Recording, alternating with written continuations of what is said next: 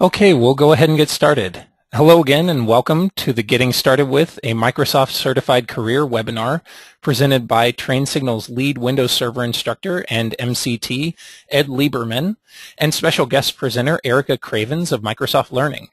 I'm Brian Green from TrainSignal, and I'd like to take a minute to tell you what to expect in the next hour. The presentation will last approximately 45 minutes, after which we will have 15 minutes for a Q&A session. Please feel free to submit your questions in the questions box throughout the presentation. Also, use the questions box if you have any technical difficulties during the presentation, and we'll do our best to assist you. This presentation is interactive and will feature 4 quick polls. When you see the poll question appear on your screen, Ed will prompt you to answer. Just choose your answer and press the submit button, and we'll broadcast the results shortly thereafter. Today's presentation will be recorded and will be available to view shortly after the presentation concludes at trainsignal.com/blog/webinars. We will email you information about how to view the recording as well. Also, we would love your feedback after this presentation. We'll send out a short follow-up survey, but also feel free to send any feedback to kasia@trainsignal.com. That's Kasia @trainsignal.com. And with that, thank you for joining us for today's webinar. Here's Ed Liberman. Thank you, Brian, and hello, everybody. So I'm excited to get started here, and speaking of getting started talking to you all about getting started with a Microsoft Certified Career. So first of all, before we get things going, let me just make sure you know who I am. If you're not familiar with any of my courses, well, actually, if you are familiar with any of my courses, you've probably seen this slide before, and who wants to go through this? This is like the same old boring meet the presenter. All right, forget this. The only thing that matters on this screen is right there. I got a lot of alphabet soup behind my name, and it just kind of lets you know that if we're going to talk about Microsoft certification, I've got plenty of it. What I do want to do is I'd like to go through and kind of tell you my own personal certification story. And the reason I want to do this instead of your traditional introduction is because recently I was going through some different blogs, and I came across a blog entry from somebody from Microsoft Learning. Don't know if you're familiar with the name. His name is Ken Rosen. He's one of the evangelists for Microsoft Learning, and he did his own story. And I found myself very re-motivated. And I say re-motivated because it was recently, and I've already achieved a lot of these certifications. And the reason that I was so motivated is because I was able to relate. And I'm hoping as I go through some of this, you can relate as well and see where this ties into who you are, not just who I am. So real quick here, this all started for me when it comes to computers. It all started, well, really it started before the chart we have here. It started back in the 70s when I would go to work with my father, who was a Basic 4 mainframe administrator, and I would go and sit down and play on one of the terminals. But honestly, at that point, all it was a giant calculator. I was a kid, and I'd go through, and I was like, this is the coolest calculator ever. But in 1983 is when I got my first personal computer. And yes, this is a Microsoft Certified Career session. And what does it say? My first computer was an Apple IIe. So yeah, that was the first personal computer I had. And on that personal computer, I did all kinds of fun stuff. I mean, I just thought this was the coolest toy ever. I programmed a lot of stuff using basic programming, where if you're familiar with programming at all, you actually had line numbers like 10, home, 20, print hello, 30, go to 20, and it would say hello, hello, hello, all the way down the screen. So I did all kinds of fun stuff, including creating a blackjack strategy simulator. And if you're familiar with, there's a board game out there called Payday. I actually created that board game on the Apple IIe using a bunch of dashes and dots, because that's all we had back then. So that's really where my life in computers kind of got started. In 1989, I got my first job in a technology-related company. Okay, I wouldn't say that I was an IT professional, but I was working for a company that put together, and believe it or not, this was also an Apple company, because we put together high-end customized Macintosh systems for a certain specialization, which I won't bore you with. But that's where I first started officially working with computers and actually making money, earning a living in something that had to do with computers at all. And honestly, at that point, for the next decade, and this is where I'm hoping that you may relate, okay, this is where a lot of people tend to relate, is for the next decade or so, I was and I'm making air quotes with my hands right now, but you can't see me, the unofficial IT guy.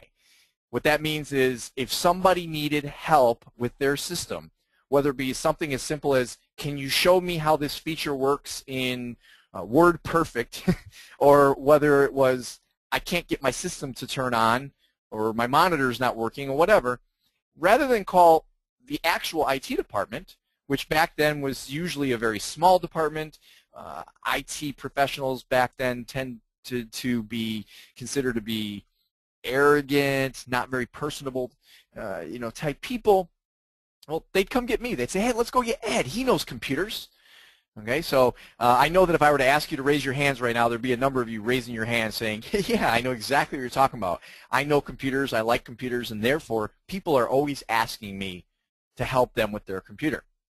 So after doing that for about a decade through a number of different jobs, not all of them were computer-based companies. I actually worked in cellular for a little while, which is still technology, but wasn't really working with anything computer-related. In June of 1998, I finally made a decision. I said, you know what? I'm pretty much doing the work of an IT professional. People are constantly coming to me, and I'm assisting the actual IT staff.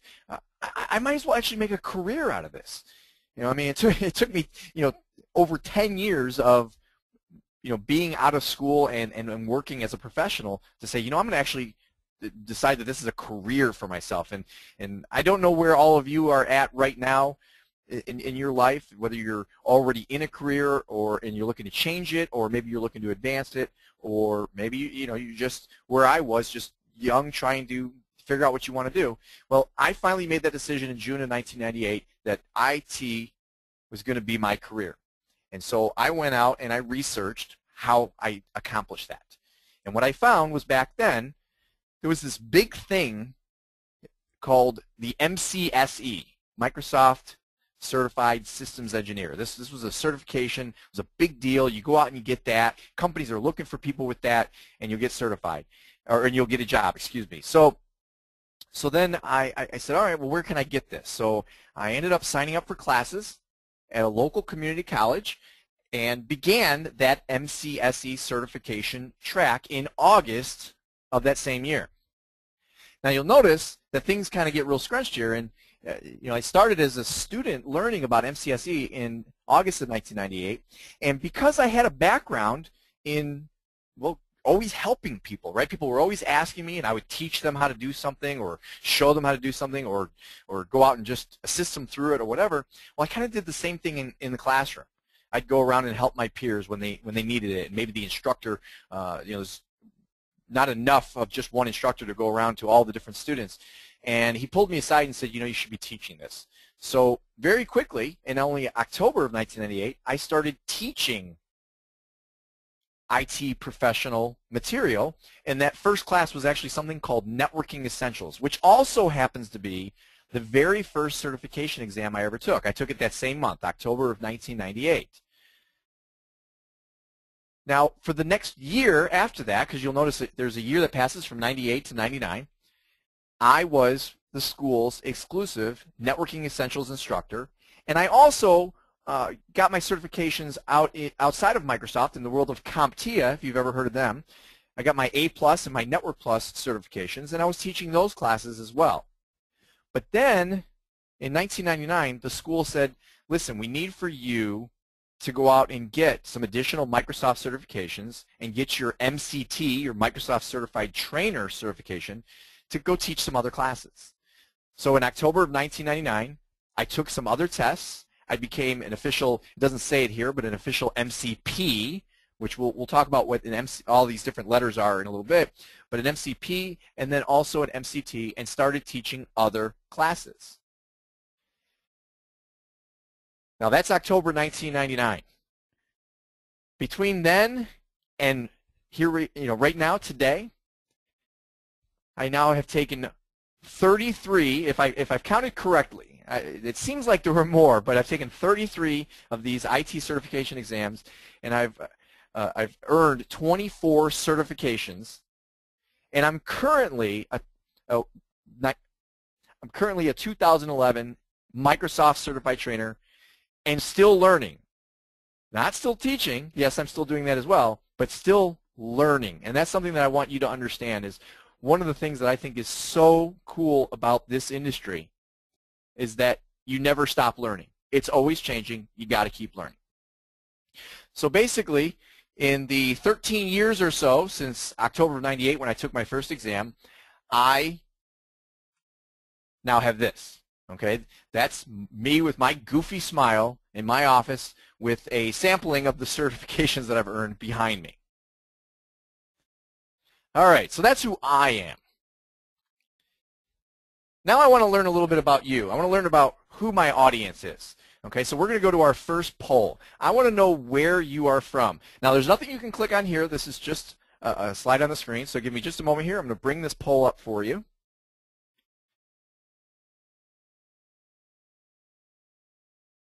Okay, now if you could go ahead and select where you're from, and I will apologize for those of you who are from South America, Africa, or Antarctica. I am limited here to only 5 choices in my poll questions, and so I had to I had to put some down on the bottom. Matter of fact, I'll tell you what, if anyone's here from Antarctica, I'd love for you to ping me directly. I'd love to know that someone's here from there. So anyway, all right, I'll give you just a few more moments here to answer where you're from. And then I'm going to go ahead and close the poll. So it looks like everyone's pretty much done answering, so I'm going to close that poll now. And let's take a look at the results. All right, so it looks like 69% are from North America, which is where I'm from, 13% from Europe, 10% Asia, 4% Australia, and 5% from the other 3 continents. So I'd love to know the breakdown there, but I can't do it. So that's wonderful, wonderful. I just like to know where my audience is from. Love to see that we have people from all around the globe. That's always exciting. So what I want to do now is go ahead and pull up another poll. Real quick here, it says, have you ever taken an IT certification exam? Now, if you've taken Microsoft and you've taken something else, just answer yes, Microsoft. If you've never taken a Microsoft, but you've taken other things like CompTIA or Novell or VMware, whatever it may be, go ahead and do other. So I'll give you just a few moments here to answer this. And it looks like about half of you have actually taken an exam, which is wonderful, and specifically a Microsoft exam. All right, so I'll give you just another moment here. Looks like everyone's pretty much answered, so I'm going to close this poll. And let's take a look at the results. All right, so like I said, it looks like about half of you have taken an IT certification exam in the world of Microsoft. That's wonderful. I love to hear that. Looks like another 25% of you have taken other IT certification exams, which is great as well. And then we have 25% of you who have never gone out and tried this yet. And, well, hopefully by the end of this session, you will be inspired to go out and do that. I have to assume that you're here because that's something of interest to you. But hopefully if you're on the fence, I can push you over onto the good side. All right, so let's go ahead and jump back over and take a look at what we're going to talk about in the rest of this session. I'm going to start off by talking to you about what exactly IT certification is. I'm going to take you through a little bit of a history. Now, I've already given you my history, or at least an abridged, believe it or not, that was an abridged version of my history. People who know me know, I could tell you the story for the whole hour.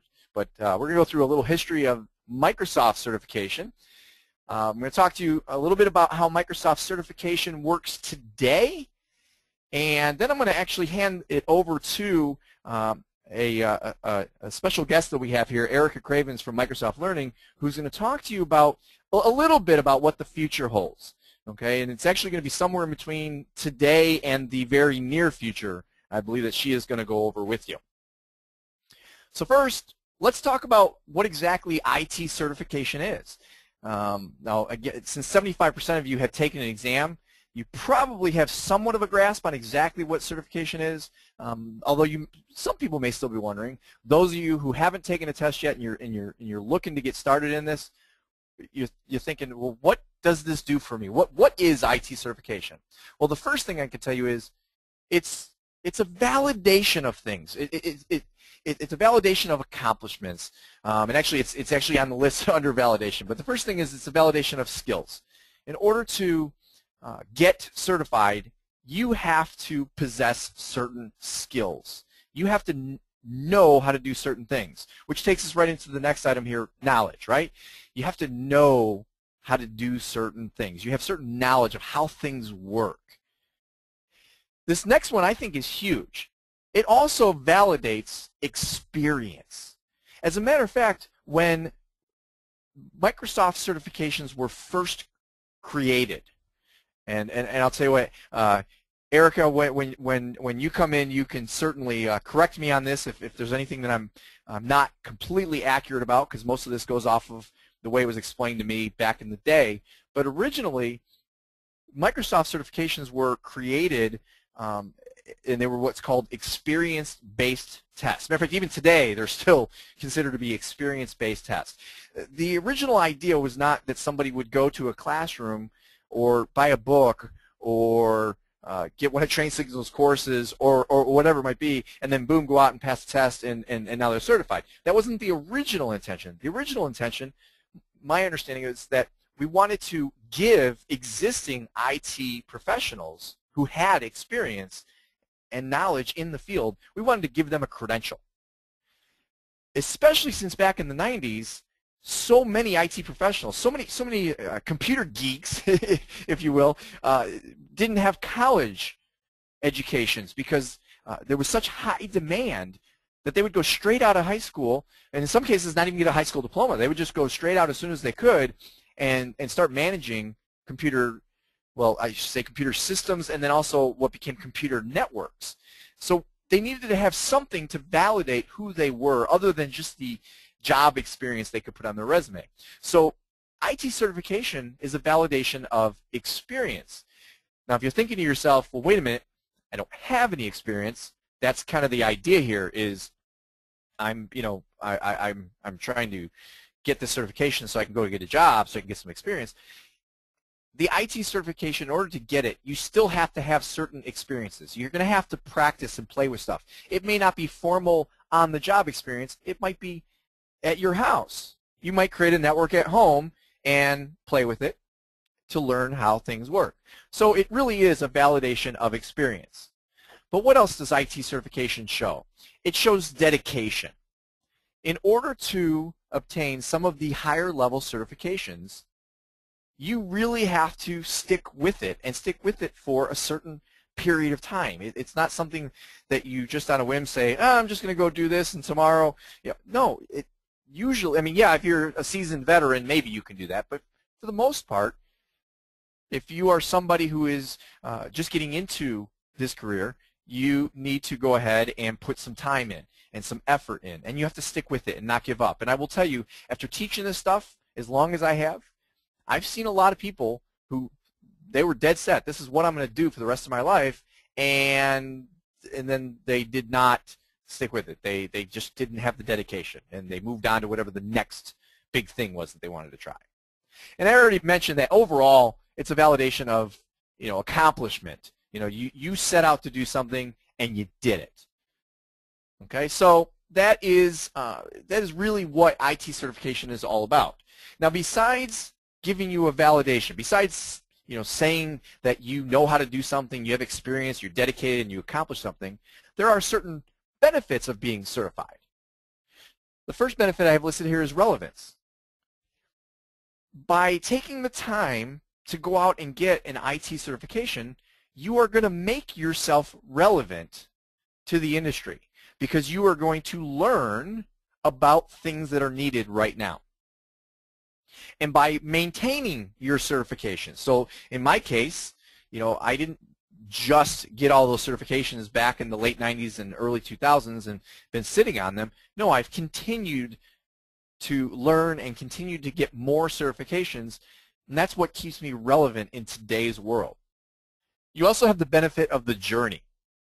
And I think that this is a big one, for me anyway. I mean, maybe it's just my personality, but, it's not going to be easy, okay? Going out and achieving the certifications that you're looking to get, it's not necessarily easy.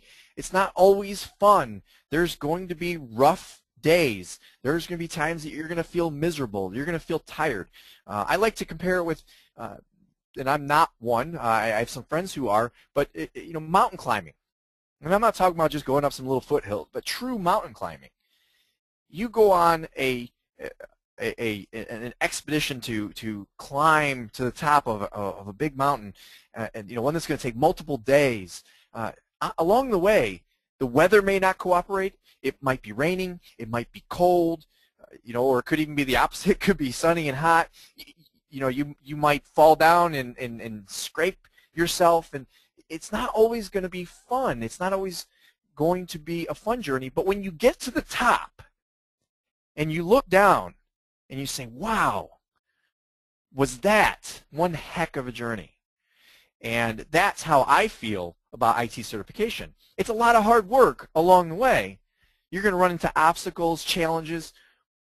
But once you break through all that and you get to the end and you get certified, you go take that test and it says you passed, and you get that piece of paper and it says you're certified.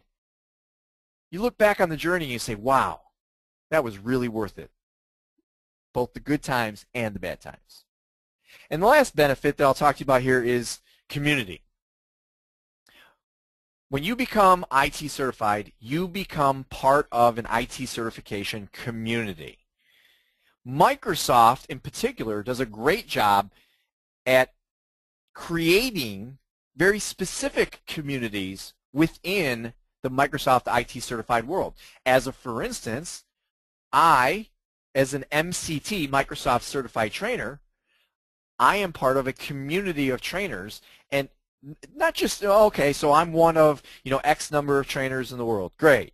No, I actually have specific websites and forums and places that I can go and communicate specifically with other Microsoft certified trainers in the world. Even as a Microsoft certified professional, there's an area that you can go and communicate with all other Microsoft certified professionals. So that's a huge benefit, is the community of communication and support that you will get throughout your IT career. Now, there's another question that always gets asked. I mean, it never fails. It always gets asked, and that is, should I get a college degree or should I get an IT certification? And the answer is, there is no correct answer. Both a college degree and an IT certification, both are essentially a piece of paper that says that you theoretically know how to do something, right? And in both cases, it says that you have certain skills and knowledge and maybe experience, dedication, accomplishment. All that pertains to both, right? The difference is, with a college degree, you're probably going to spend more money and more time. To get certified, maybe not as much money, maybe not as much time. Now that said, IT certification, you're going to have to keep it up to date. You're going to have to renew it. Degree stays with you for life. Okay, so there is no one correct answer. It's a matter of understanding exactly what they are and what they're going to do for you. What I have found, if I were to put a personal, over the years, what really has been, the answer, for most people, especially if you're just starting, okay, so if you're young and you want to get into this field, for a lot of people, certification gives you the opportunity to break into the field if you don't have the means to go to college. It gives you a great chance to get something behind your name that can get your foot in the door without having to put a lot of time and a lot of money into it. And then once you are in and you started your career, there's nothing that says you can't go back to school and get your college degree. Okay, so that's, there is no one answer, but that's probably the one that has been accurate to most of my students over the years. Now, there are 5 main areas of certification, and these are not official. Matter of fact, I believe Erica corrected me the other day that these are not actual official breakdowns according to Microsoft, but they're pretty general and they're pretty accurate. And that is, we have infrastructure, which is like servers and computer networking and stuff like that. We have database administration, working with databases, SQL servers, that area. Developer, or what we could say programmers. Application, which would be like Microsoft Office products, things like that. And business management. Now, real quick, because I know we're gonna run out of time here, I do want to pull up another poll. So real fast here, I want to know what area of IT you're interested in. I want to know of everyone who's here, where are you looking to be? You're looking to be in the infrastructure arena, DBA, developer, application, or business management. I'm going to leave this open for just a few moments, and we're going to close it and move on. All right, looks like most people have answered. I'm going to go ahead and close it now. And let's take a look at the results. And it looks like the majority of you are right where I am. Okay? 81% of you are in the infrastructure arena, and that's exactly where I am. And I will tell you that the rest of what I'm going to talk about here over the next few minutes, it is infrastructure focused because that's what I know. But for those of you, the other 19% who are almost evenly split between DBA, developer, application, and business management, this stuff still pertains to you with just slight variances. Okay, so let me go ahead and jump back over here. And let's go ahead and jump into the history of Microsoft certification. And we're going to do this as a fairly quick history. I don't want to bore you with it. But in the beginning, back in March of 1992, and again, since we have people here from Microsoft Learning, I apologize if any of this is not 100% accurate. I welcome you to correct me. I did my research as best I could.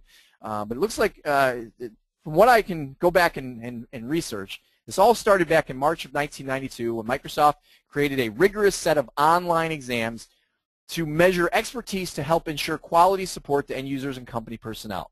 Okay, the Microsoft Certified Professional Program began on Windows 3.1, LAN Manager, and SQL Server.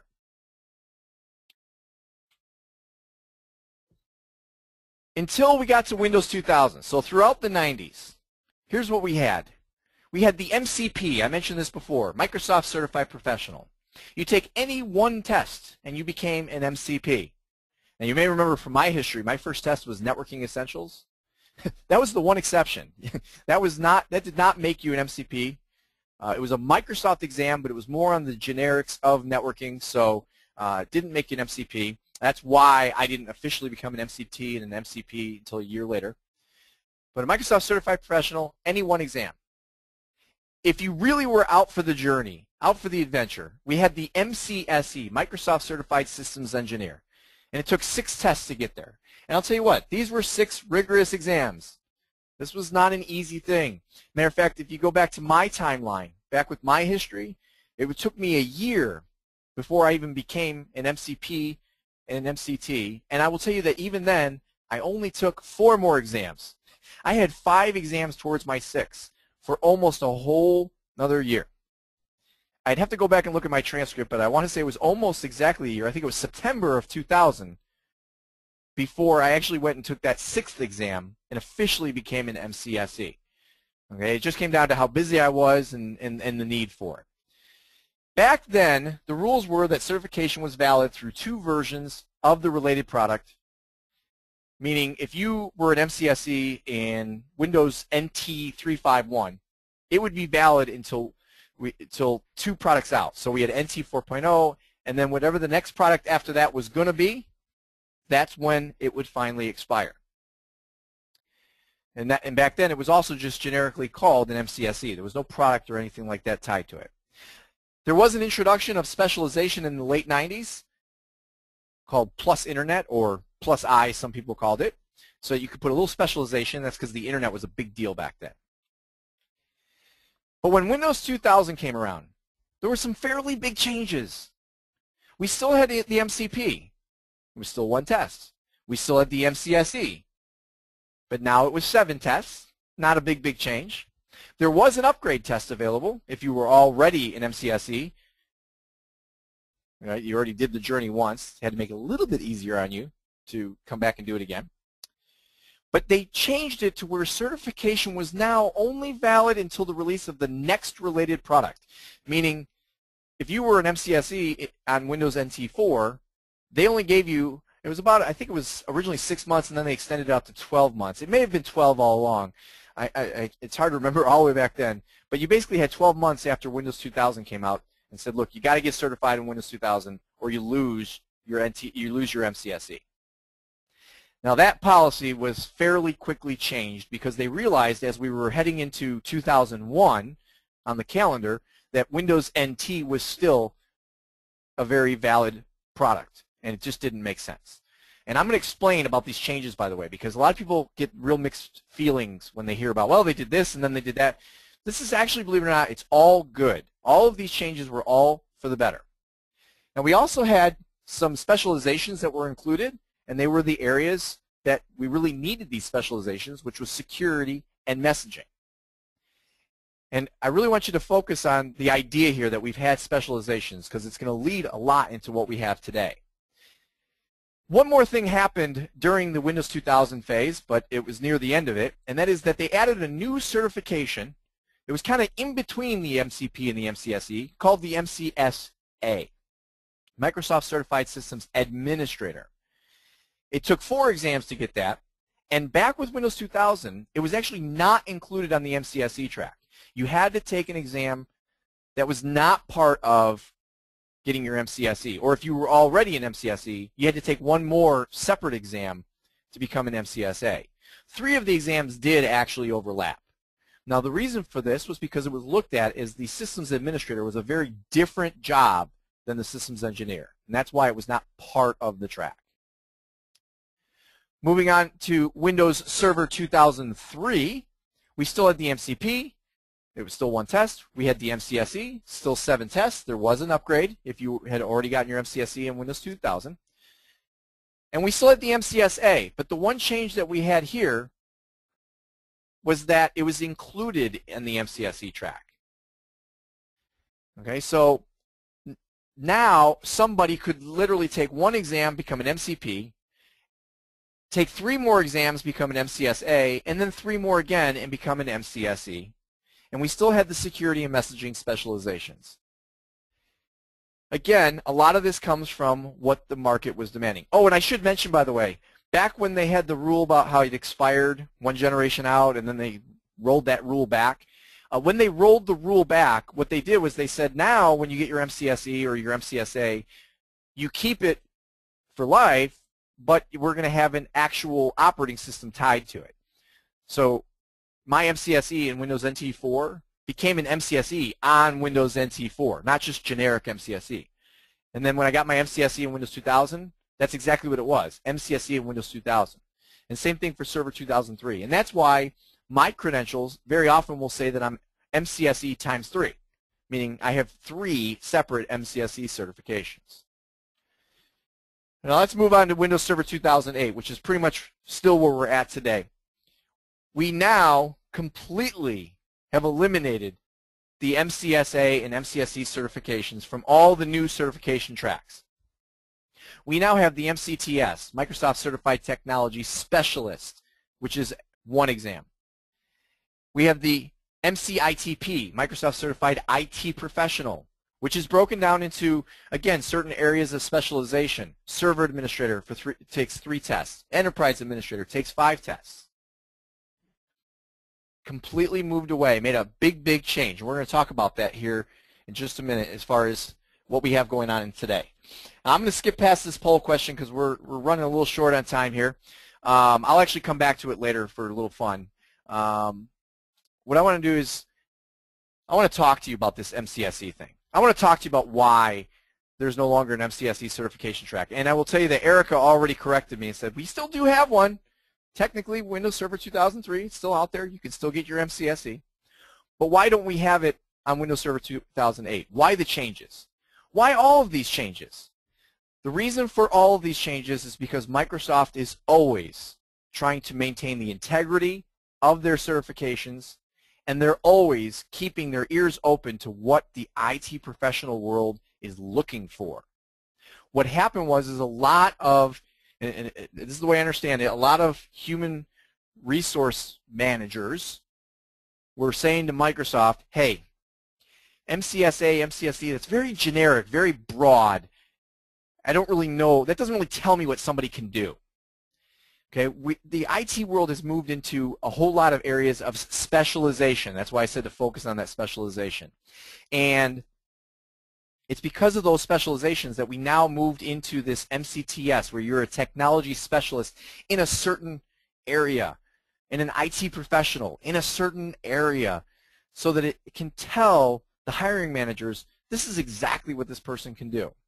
The other issue is that MCSE stands for Microsoft Certified Systems Engineer, and in certain countries there's some very strict rules about using the term engineer, and so that created a problem in those countries. So that's kind of where we're at today. But what about the future? What does the future hold? I don't know. Nor does anybody truly know what the future holds. Now, I'm going to bring Erica in here in just a moment, and she's going to tell you about what the very near future holds. But basically what I can tell you about the future is, well, I've already kind of mentioned it.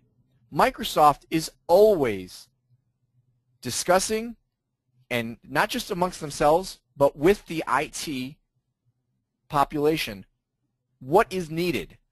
What do we need to make sure that we have a certification that holds high integrity and tells hiring managers exactly who they're about to get and what they're capable of doing? So what does the future hold? Well, if you're thinking to yourself, this stuff, you know, IT certification, that was a fad, it's going away. No, it's not. I can tell you with absolute confidence, it's not going away, at least not anytime soon. And when it comes to Microsoft certifications, because of the amount of work I know they put into it, and the level of feedback that they're always looking to get, it's always going to be, at least for quite some time, something that is of absolute value. Now with that, I do want to hand this over to Erica Cravens with Microsoft Learning. So if you give me just a moment here, Erica, I'm gonna hand this over to you. Thanks, Ed. And there we go. All right. Well, thank you, Ed. And there are no corrections whatsoever. Your presentation was absolutely spot on. So I know you said if jump in, and the reason I didn't jump in is that there's nothing to jump in for. So thank you. Thanks everyone for attending. I am very excited. You are the first set of customers that get this presentation. This has been items we have talked about on our blogs. In addition to, we have some information that are on our regular websites as well. But as far as formal information presentations, this is our first. So with that said, let me go ahead and get started. As Ed talked about, we're always listening to feedback. That's how we make a lot of the determinations of what we're going to do with our certifications. We look at feedback, we look at industry information, we look at how technology is changing, we look at our competition. We take that all together and we make changes based off of that serve all of those individuals best in our community, and hopefully those coming into our community, for a certification that's relevant to help you get the job that you want and to help you continue to be able to perform the tasks that are necessary on the job. So, in short, these are some of the things that we actually had heard from our customers. Our exams are too easy. So as Ed talked about, one exam, it was covering some stuff, but they were really easy exams. We removed quite a few of the item types out of them So you saw a lot more of the multiple choice and less of the more rigorous types of exam items. People were able to finish the exams easily and didn't really put confidence in them that they were actually getting certified on something that made them different from somebody else. If they were able to complete the exam quickly, what did that mean for everybody else that achieved the certification? So people want to differentiate themselves and prove that they are the expert on that technology. So in general, taking a look at what we have heard from our customers, we started down the path of what we call the 4 Ds. This is design, develop, deliver, and defend. And in that, we took a look at what are we doing today and how can we change that and how can we evolve that and how can we design something, develop something, and deliver something and defend it that gave all of our customers confidence. So we did redefine our certification audience. You know, as we were talking about, when you're coming in, you know, Ed talked about how do you start getting into a job, how do you get that experience? We actually redefined what that level is. So in today's world, we're looking at saying someone with 6 months of experience. It's changing to 2 years. So when we look at that, there's a lot more work that needs to be put into that. Now again, like Ed said, there's other ways to get that. You may not have a job now, but there are other ways to get that experience. It's playing with the technology, it's going to classes, it's reading things. We're differentiating between those professional level exams and our technology specialist exams. So that last slide that Ed had that was talking about the MCITP and the MCTS. We have the MCTS as one exam and the Pro having approximately 3 to 4 exams. It depends on the certification. And then we also have another certification that you may not have heard of, which is our Microsoft Certified Masters. And a lot of people were struggling to get into that. So we wanted to make some of the existing certifications a little bit more difficult. So that way the types of things that we're testing people on actually help them prepare for that master's level. And then we're standardizing across the board as to what it means at a content level. So that way, when you're being tested on a technology, regardless of the technology, if we say that you're at the TS level, the level of questions and content that is covered is the same across the board for everybody. When we develop them, we're increasing the exam difficulty, and we're increasing the relevance of the skills tested. This one's a big one for us, and I think it's a big one for those of you that are going to go get certified. When we talk about the relevance, the way that we develop the exams is we bring subject matter experts in.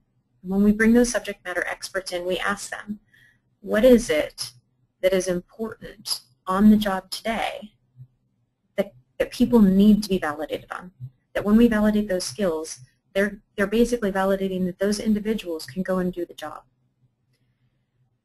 So what we did is we actually have changed some of our processes. We've changed our audience definitions in order to better align to what's needed on the job. So the questions are slightly different to cover that type of skill. Deliver, I'm going to show you this. We are improving what it looks like to actually take an exam, and we're also working on accessibility. So for those people who do have vision impairments, they're able to actually do what it takes to take our exam and do it in a manner that's easier.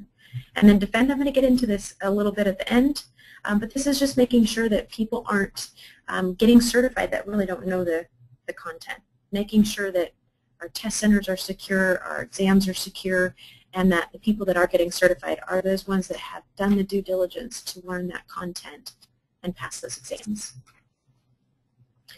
So getting into it a little bit. Sorry, I guess I should have been pressing this as I was going on. As I mentioned, the audience definition changes. So this MCTS, we're talking about it at the intermediate level. What we used to test on was only knowledge on the technology. And what we're changing it to is to include more business context to it. So a good way that I explain this is you might have a bike. Somebody might tell you how to change the chain on your bike. But what we're testing now is not only how to change that chain, but also why do you change it? What drives you to make that change? So again, that's a little bit, it's making that decision, the context behind actually being able to perform that task. And again, as I mentioned, we're moving to 2 years of experience or equivalent. Again, as mentioned, there are a number of ways that you can fill that 2-year experience gap. At the professional level, we're going to, we talked a lot more at our professional level previously about business context, and we didn't take any more depth on the technology itself, how that technology works, what are some key features and benefits of that technology. We're incorporating that back in. So we're incorporating back in deeper technology knowledge, continuing to test on the business context behind it, but we're also focusing on that we have to be realistic. Today's environments are very complex. They're going to cover potentially multiple technologies, and we have to take into consideration knowing when technology isn't the only way to solve something. There may be other technologies we need to address as part of that. So we're looking at the solution itself, and we're standardizing on 4 years of experience. Now in this case, I would say 4 years of experience you can get in other ways, but really at this level you should at a minimum be in a job. It's a journey, as Ed said, and this is part of your journey. In addition to that, increasing the difficulty of what we're testing on, how deep and rigorous we are testing on this is also to help those people that are moving on to the new master's certifications. So a little more depth on how are we making these changes. What are you going to see? What are you going to see that's changed? I mentioned in the development side, items are changing. We're making the items more difficult. These are some of the items that we have: extended matching items, code review case studies, choose all that apply, best answer, build list, drag and drop, active screen, and hot area. There is a short video we do actually have on our website that does go through most of these. A couple that are not included in there, I'll walk you through really quickly. The extended matching items. An extended matching item simply is when you have a list of choices to choose from. It may have been a list that was about 4 choices long. It now may be 8 items long. And that list may be used over multiple questions. So there may be a question that has similar items, and we may use the same list for each one, yet each item has a different answer. So basically you're going to see a lot more to choose from, making it more difficult. The case studies, if you're not familiar, they do talk about it a little bit in our short video, but case studies are in fact where we're saying this is the business situation you're in, and how do you solve for that? And you're going to have some questions that follow it that you're supposed to answer in order to identify, in this situation, how would you solve that issue? Active screen and hot area are very, very similar.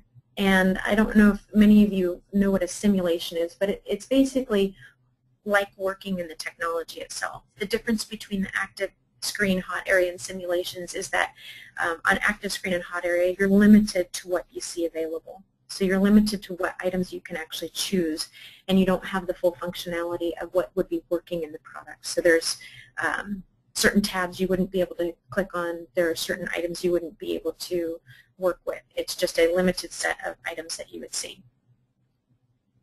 The build list, if you're not familiar with that, what that is a list of tasks. And basically what we identify is you need to, out of a list of 6 items, pick 4 that complete the scenario that you need to achieve. So moving on, looking at the deliver, we're getting the face list. Today, this is what it looks like to take an exam. And tomorrow, this is what you'll see. This is what a question looks like today. This is what a question will look like tomorrow. Now, as far as when you'll be able to see these changes, we expect that we'll actually be able to see this sometime toward the June timeframe. Maybe a little bit earlier, but you should start to see this in market around June.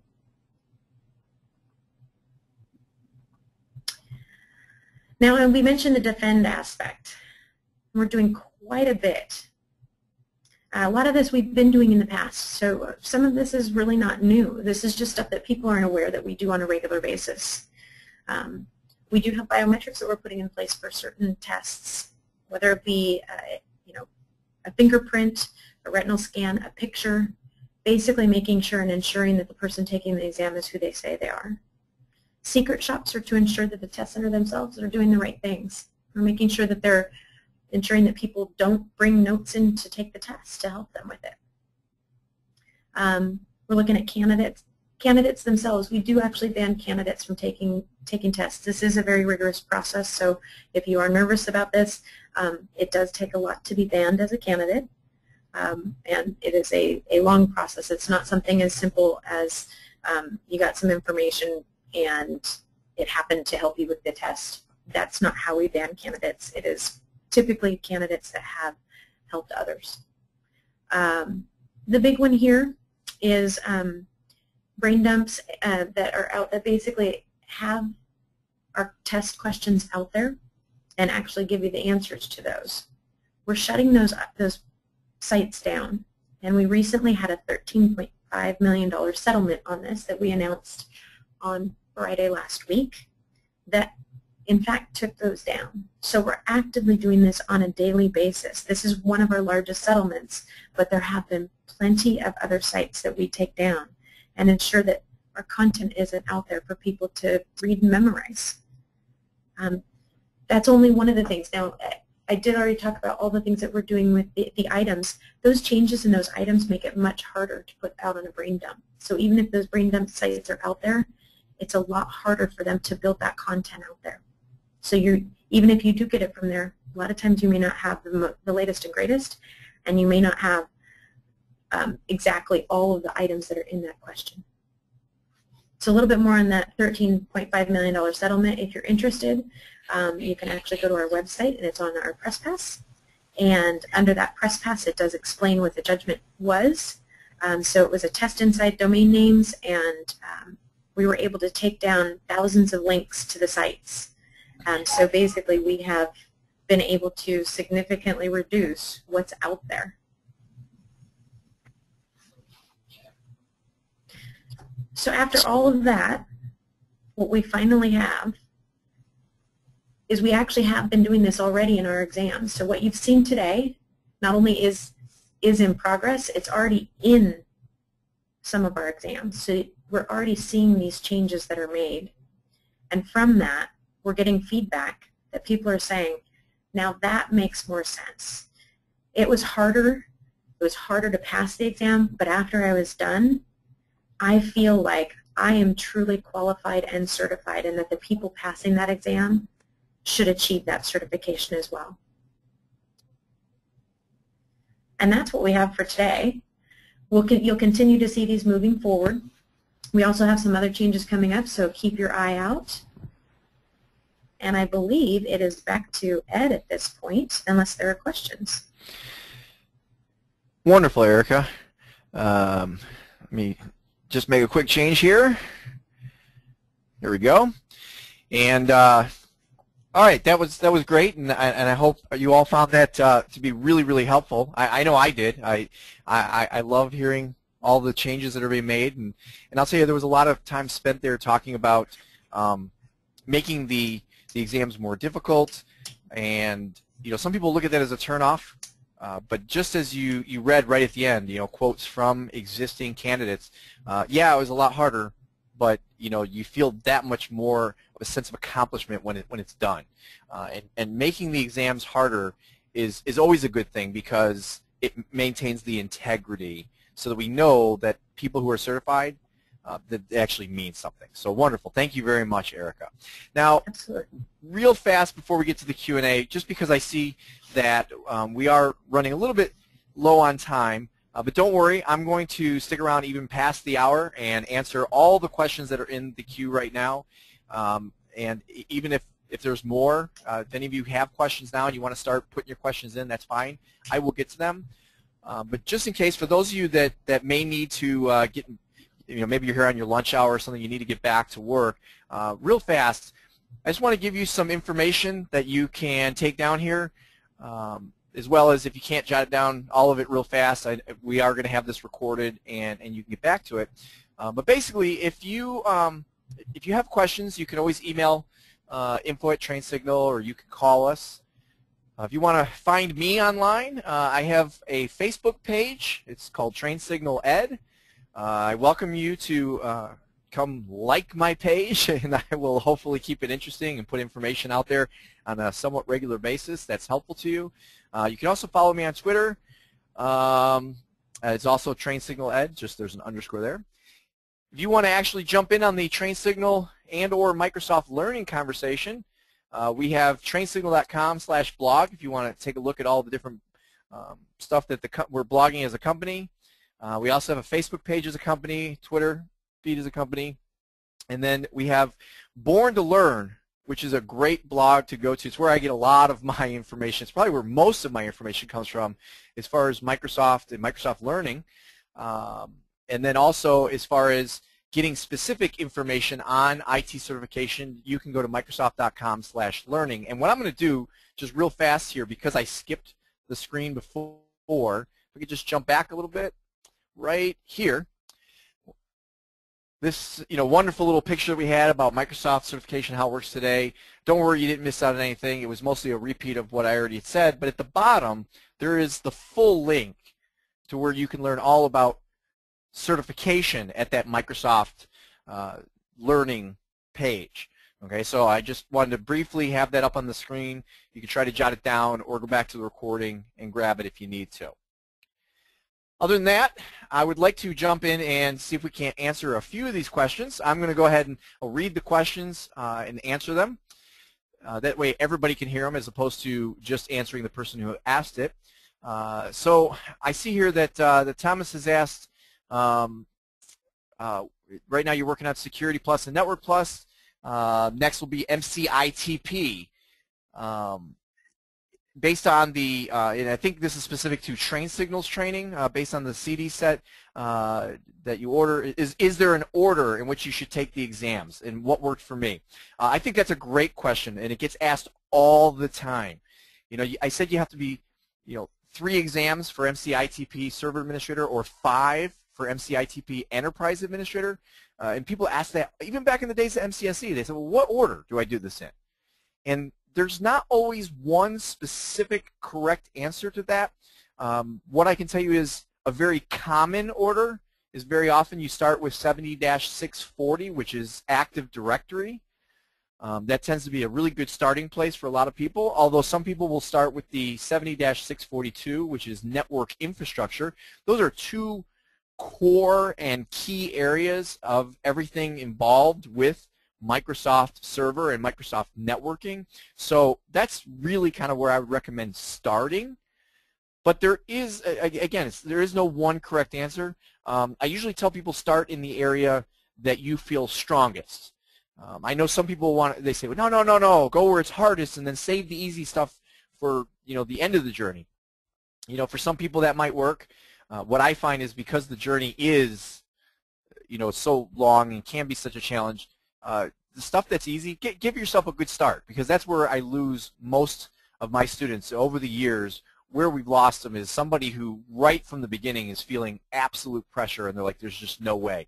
If I'm already struggling and I'm at the beginning, I'm never going to get through this. So that's why I recommend start in an area where you feel strongest or at least most interested. Continuing on, Thomas also asked, how long do you think it would take to get MCITP certified? In general, there is no one correct. There's no. You're going to find a lot of these questions. I don't mean to always sound like I'm giving you some kind of a politician's type answer where, well, there's kind of multiple answers or no real answer. But again, it differs for everybody. For somebody who's really dedicating themselves to this, I think, on average, a 6 to 12 month window, if you're truly just dedicating yourself to this. If you're doing this while at the same time maybe holding down, full-time work, full-time family elsewhere, maybe 12 to 18 months. It's kind of hard to put a specific time frame on it. It also depends on if you have experience coming into this or if you are coming in completely cold. If you're coming in completely cold, well, then it's going to take you a little bit longer than if you have some experience, and some of the stuff's going to come a little bit easier. Continuing on, Thomas was very busy here asking questions at the beginning. How can you concentrate on Active Directory? Well, I kind of already mentioned there's specific training that we have on it. There's other training out there. The exam itself would be the 70-640 exam. vCloud seems to be the new buzzword in IT. Can you elaborate on how we can and what we can do to better our training through Microsoft and TrainSignal? We have a number of different cloud and virtualization-based trainings. It would take me a whole another hour to try to go into a whole explanation about vCloud and what that actually means, especially since the definition is different by different people. All right, so Kong says, I'm a degree student and currently holding VCP, MCP on Active Directory 2003. And very good, by the way, that you put the specific, what the MCP is for. I think that's pretty much what Microsoft's looking for. And CCNA. Do not have a job, don't have any job experience, and all my certification is based on a home lab study. Do you think I should take MCITP and work on my home lab during my degree study, or wait until work? It really comes down to your own abilities and how much you can handle. You already have VCP, MCP, and CCNA, and that right there, in my opinion, should be, you put that on a resume, you should be getting interviews. And if you're not, well, then maybe you need to look into, rewording things, changing how you're marketing yourself out there. But basically, that should be enough to get your foot in the door. If you are also, you're a degree student right now, that's probably a pretty heavy workload. All right, so, again, I hate to avoid and not give actual solid, here's what I should do, but it comes down to what can you handle? The one thing I will caution you that if your degree work is completely separate, then you might want to wait. And the reason why is I can tell you from firsthand experience, if you try to focus on two very difficult tasks that are not related, the result is very often you end up achieving neither. So that's what I've experienced. I've watched other students experience that. So you want to try to say pretty focused in one area or the other. Now, if they're related, well, then I would say go ahead and maybe try to tackle both if they're complementing each other. Now, I'm going to do one more question here, and then we're going to. I'm just going to hand it back to Brian for a quick wrap up again for anybody who needs to leave. But I assure you, keep the questions coming. I will stay here however long it takes, within reason. I do have a family to get home to eventually, and I'll make sure I answer the rest of these questions. So Sergi has why obsolete MCSE certification? It's more famous than current MCITP nowadays. I could hand this over to Erica, and Erica, you can jump in if you want, but I can probably answer this, and I already started to answer this during the presentation, and that is MCSE had issues in the sense that there were legal issues with it being, an engineer in certain countries, and then also, again, there were hiring managers and HR managers who were saying to Microsoft, hey, listen, in today's world, MCSE, yeah, it's popular, and we know what it is. It's a name that we've all learned. It's a brand that we know. But it doesn't really tell us what somebody truly can do, because there are so many different areas of IT now that just saying somebody's an MCSE, it's not really telling me exactly what they can do. So by breaking it down to MCITP and then giving it a title along with that, like server administrator or enterprise administrator, or I actually even hold another MCITP. It is for, and I'm trying to remember exactly what it was, and I don't have it in front of me. It's desktop something. I'd have to, I remember what the exact title was, but it's like desktop administrator or something like that. So, or desktop support administrator. So it's a little more defined as to exactly what I'm capable of doing, so that when I put that on my resume or I get to an interview, hiring managers know what I can do. So Brian, if you want to kind of wrap things up, any additional follow-up information people need to know, that'd be great, and then I'll come back and answer more questions. Sure. Just very quickly, we do want to thank everyone for attending and remind you that if you can't stay for the rest of the questions, or if you want to view the webinar again, the recording will be available later today at trainsignal.com/blog/webinars. And keep an eye out for the survey in your email inbox. We'd love to hear your feedback on today's presentation. So thanks again, and back to you, Ed. Okay, and actually, Brian, let me ask, I have on the screen, I put it back, some of these links. If they just go to trainsignal.com/blog, is there a link for webinars, or do they actually have to put /blog/webinars? No, there should be a link there for the webinars. Okay, I was pretty certain of that. I just trying to make it easy for these guys. Sure. So, all right, so back to some more questions here. All right, there we go. Lost my cursor for a moment there.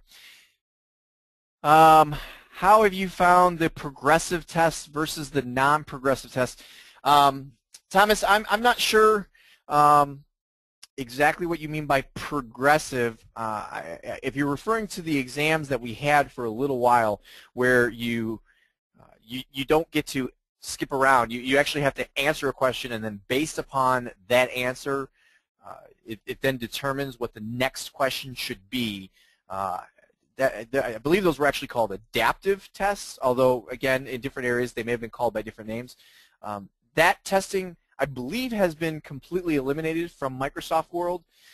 It may come back, and I could be wrong. It might not even be completely gone, but I know it was here, and they got rid of it because it had some issues as to it was a great way to get people in and out of the test center much more quickly, but it wasn't really gauging accurately, is the way it was explained to me, as to why we're not using it anymore. So I hope that's what you meant. If it's not what you meant, feel free to pop another question into the queue, and I'll try to better answer it. What is the reason for the recent price raise for Microsoft tests and even for rescheduling exams? Well, that is a question that is definitely not for me. Looks like Erica actually had to step away. Hey, Ed? Yeah, I'll say Krista, is that you? Yes, this is Krista. I'll take that one. Wonderful, thank you. So for the rescheduling fee, that's actually a per metric fee. And one thing I do want to note about the rescheduling fee is that if you've ever tried to schedule at a specific test center, especially during times like betas, and you could not get a seat for the time or the location that you wanted, part of the reason is that people would schedule and then decide that they just weren't going to show up because they knew they weren't going to get charged if they didn't show up. So I think part of the reason that Prometric instituted that fee is really to get people to value those seats that they sign up for and to make sure that they actually use them if they're going to sign up for them. So that's what I'm going to say about this rescheduling fee. But the price increase, I don't know the exact number of years, but I want to say probably 9 years that we didn't raise prices on our exams. And even with the price increase, our exams are still very much on the lower end of what it requires for a particular exam compared to other IT exams. So I hopefully that's answered your question, but I did want to point out it was very, very, very long time since we had raised prices. Yes, yes. Yep. There's a point at which we really needed to kind of reset that, and hopefully it will be a very long time before we raise them again. Yeah, and actually, I'll tell you what, Krista, I support everything you just said in the sense that I don't know the exact date when it changed last, but it's been at least 9 years. It might have even been longer since the last price increase, and the increase itself was very reasonable. It wasn't like you doubled the price or anything like that, and that's what some of the other vendors have done. If you go take and I don't want to bash anybody, and I'm certainly not bashing this organization because I'm a definite supporter, but like CompTIA exams, I don't believe you can take any CompTIA exam for the price you can take a Microsoft exam. So correct. Yeah. So Krista, real quick before you go, the only other thing I wanted to ask, was there anything else that I've answered that was not completely accurate? I did want to go back to the adaptive testing and Yes. confirm that there are no exams in market right now that have adaptive testing, and it's been gone pretty much as long as I've worked here, so I want to say probably at least 5 years, if not longer.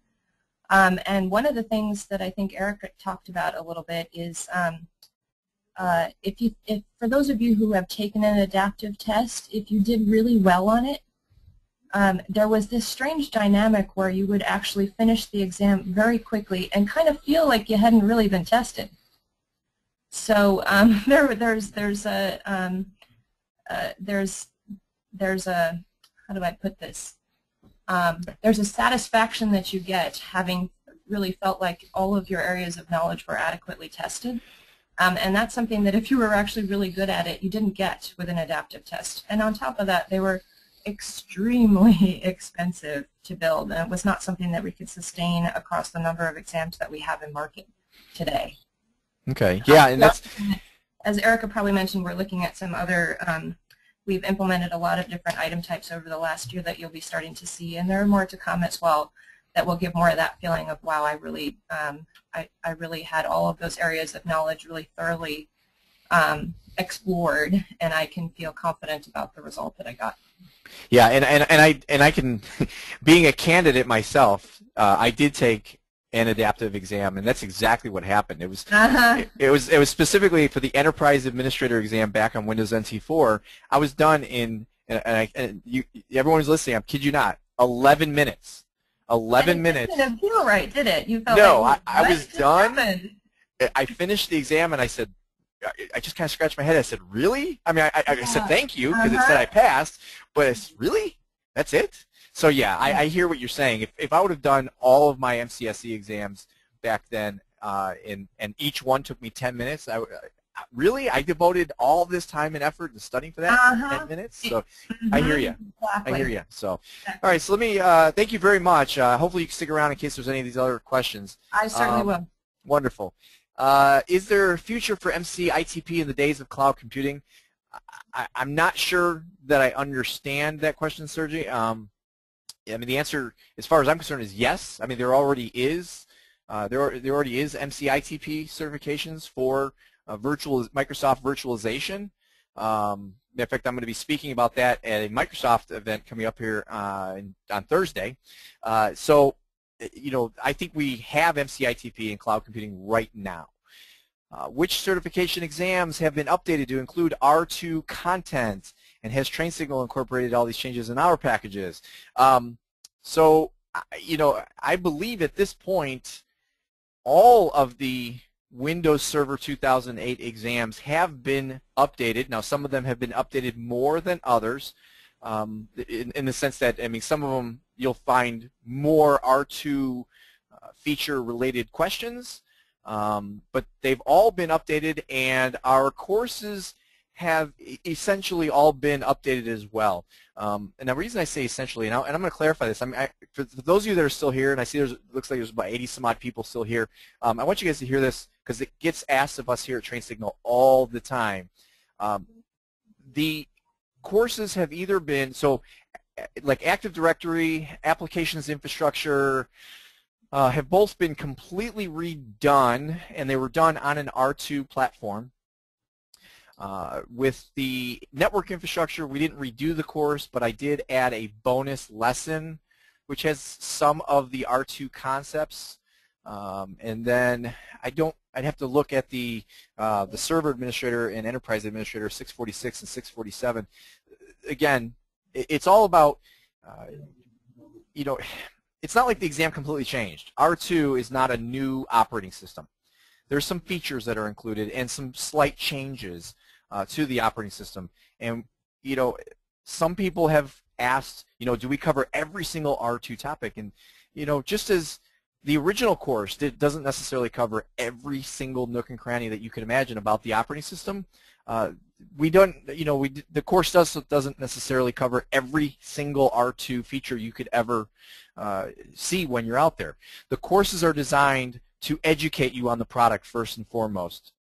And yes, we want it to also get you ready for the exam and if we know there's R2 stuff in the exam, we try to keep it up to date. So the big generic answer is yes. But I wanted to give that explanation because sometimes I can say yes, and then somebody will ping me back and say, yeah, but you didn't cover, and they'll throw some feature out there. And that's the reason why. And sometimes, by the way, I welcome that you ping me about those features because sometimes it's not worth putting, making a change to the course, but it might be worth putting a blog post entry or something like that out on our blog. Well, here's a question. It says for Erica, so let me see if I can answer it. Otherwise, Krista, you can try to answer it. It says, why is there a student discount for the MCITP Server Administrator Pro exam, but not for the MCITP Enterprise Administrator Pro exam? Krista, do you know? Because I don't have any idea. I'll wing it on that one. And what I'll say is that only some of our pro exams are available for a student discount. And that's a decision that I believe is made by the product planner who owns that set of exams.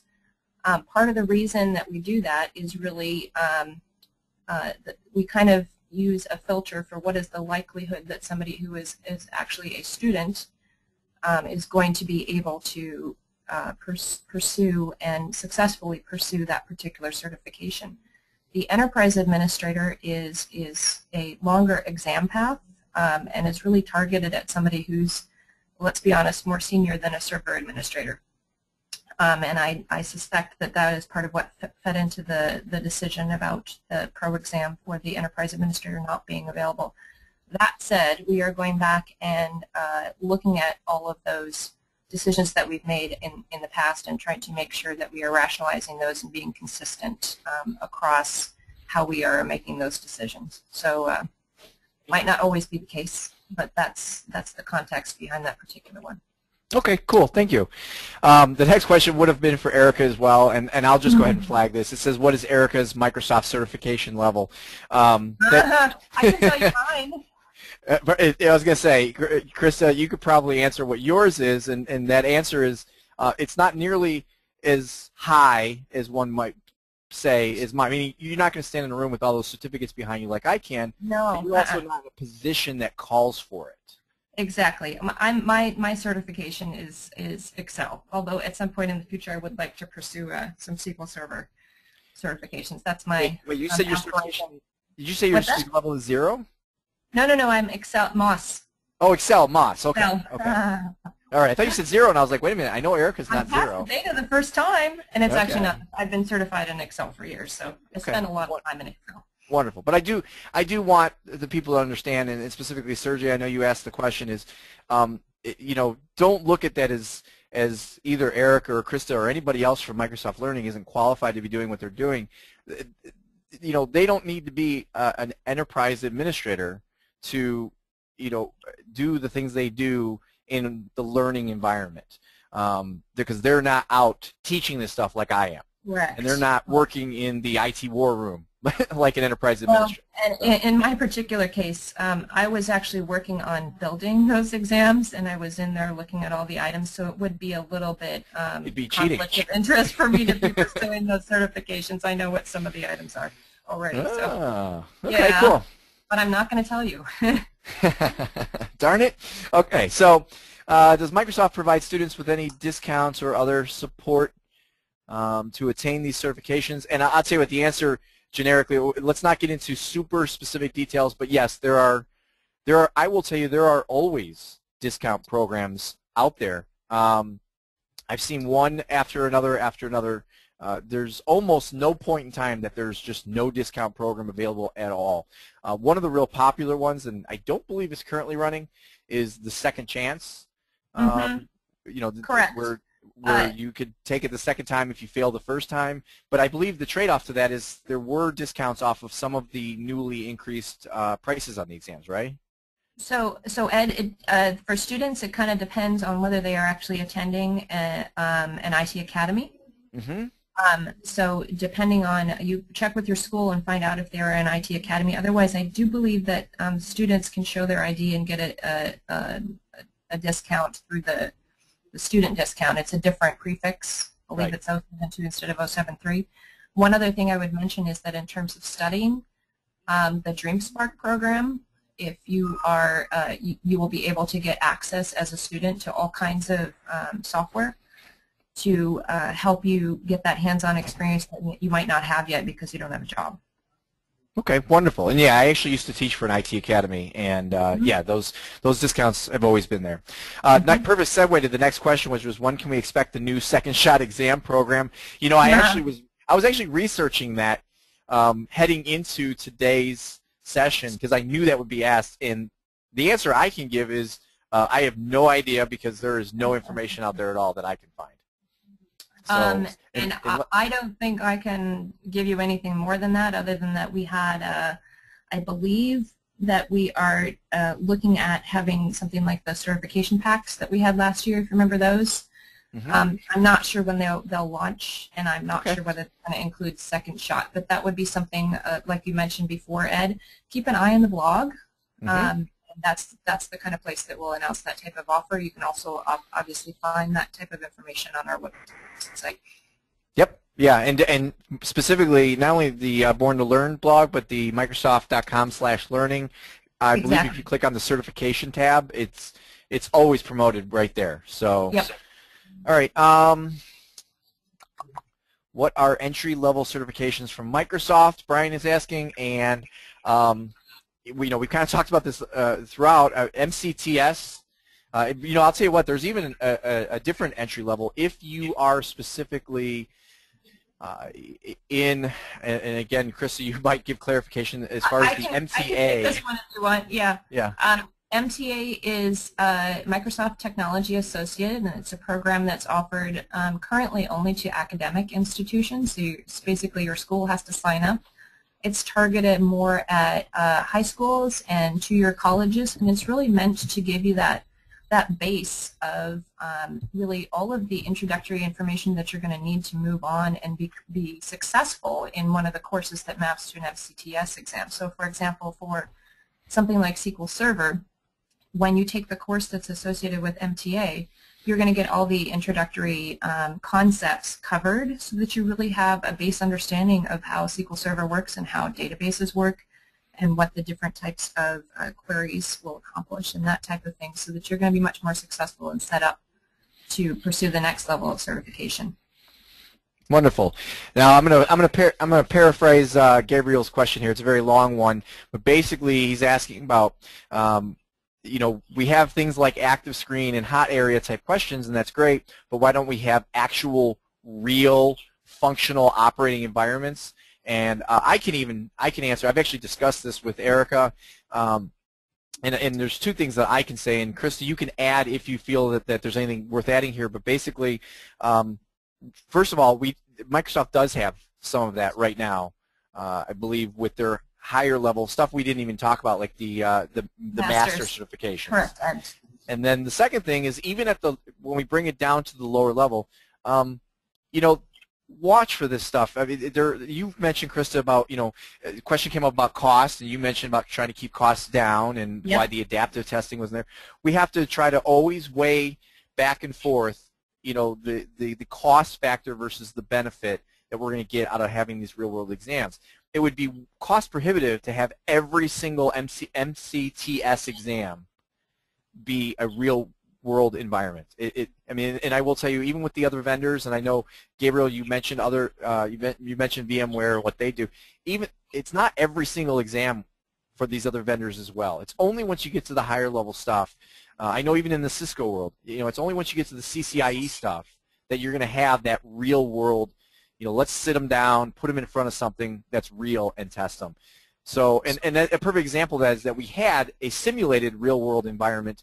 We had some testing on that, I know, on the Active Directory exam. And we have rolled back away from it. Not that it wasn't a success, but again, it's somewhat cost prohibitive to go forward with that on every single exam. Correct. What are the requirements for a master's exam? Harold, I'll tell you what. I'll email you an answer to that. I don't want to go into the whole explanation of the master's level certifications. So I will follow up and email that one to you, Harold. Passing score was not mentioned at all. You're right, it wasn't. I did have it. I had a slide that was going to briefly talk about it. I mean, I can show you if we went back to somewhere in here. I mentioned passing score right in the middle there, and passing score. Ed, do you want me to take that one? No. I would love to take this one. Okay. I've been involved with this throughout the years, and I've had my own opinions, and I've heard a lot of Microsoft's opinions. And Microsoft used to have a very straightforward passing score. It was a literal percentage of that you had to get. They moved into, after the adaptive testing for a while, they moved into a straight pass-fail. The problem there was there was a lot of feedback coming back in that said, well, pass-fail is great, because now you don't have people bragging that they're better than somebody else because they got a better score than someone else. But what about people who failed the exam? How do I know how, did I miss by a question? Am I almost there? Do I just need to go back and do a little bit more? Or am I just like way off base and need to totally revamp my study habits and just go back and learn everything? And so the result was Microsoft went ahead and reinstituted the passing score of 700. That's across the board, I believe, on every single exam. I know it's on all the exams in my arena. 700 is the score. Now here's the thing. That's not 70%, or at least not necessarily 70%. What they are not going to tell us is what the scale is. It may be a scale from 0 to 1,000, and that means 700 is a 70%. It could be from 200 to 1,000, or maybe 500 to 1,500. We don't know what that 700 is relative to. All we know is that it's a score, it's a line, and if you're above it, you pass, and if you're below it, well, at least you can get some level of, did I get a 650 something and I'm close, or, or did I get a 200? It kind of gives you an idea. And I also believe that most of the exams, if not all of them, are also giving you objective level breakdowns as to generally how well you did in certain areas to try to help you to know what you can go back and study and really get good, bone up on so that you can pass the test next time. So, it really comes down to the integrity. We need to maintain the integrity, and so certain things need to be kept, somewhat in the dark. Would you say that that's pretty accurate, Krista? That was pretty accurate. I did want to clarify that the score report actually shows you at a functional group level rather than an objective level, okay. And that's partially to kind of protect. It gives you a pointer to what area you need to work on, but it won't tell you specifically which objective you need to work on, and we get feedback about that, but really that's to, as you said, maintain the integrity.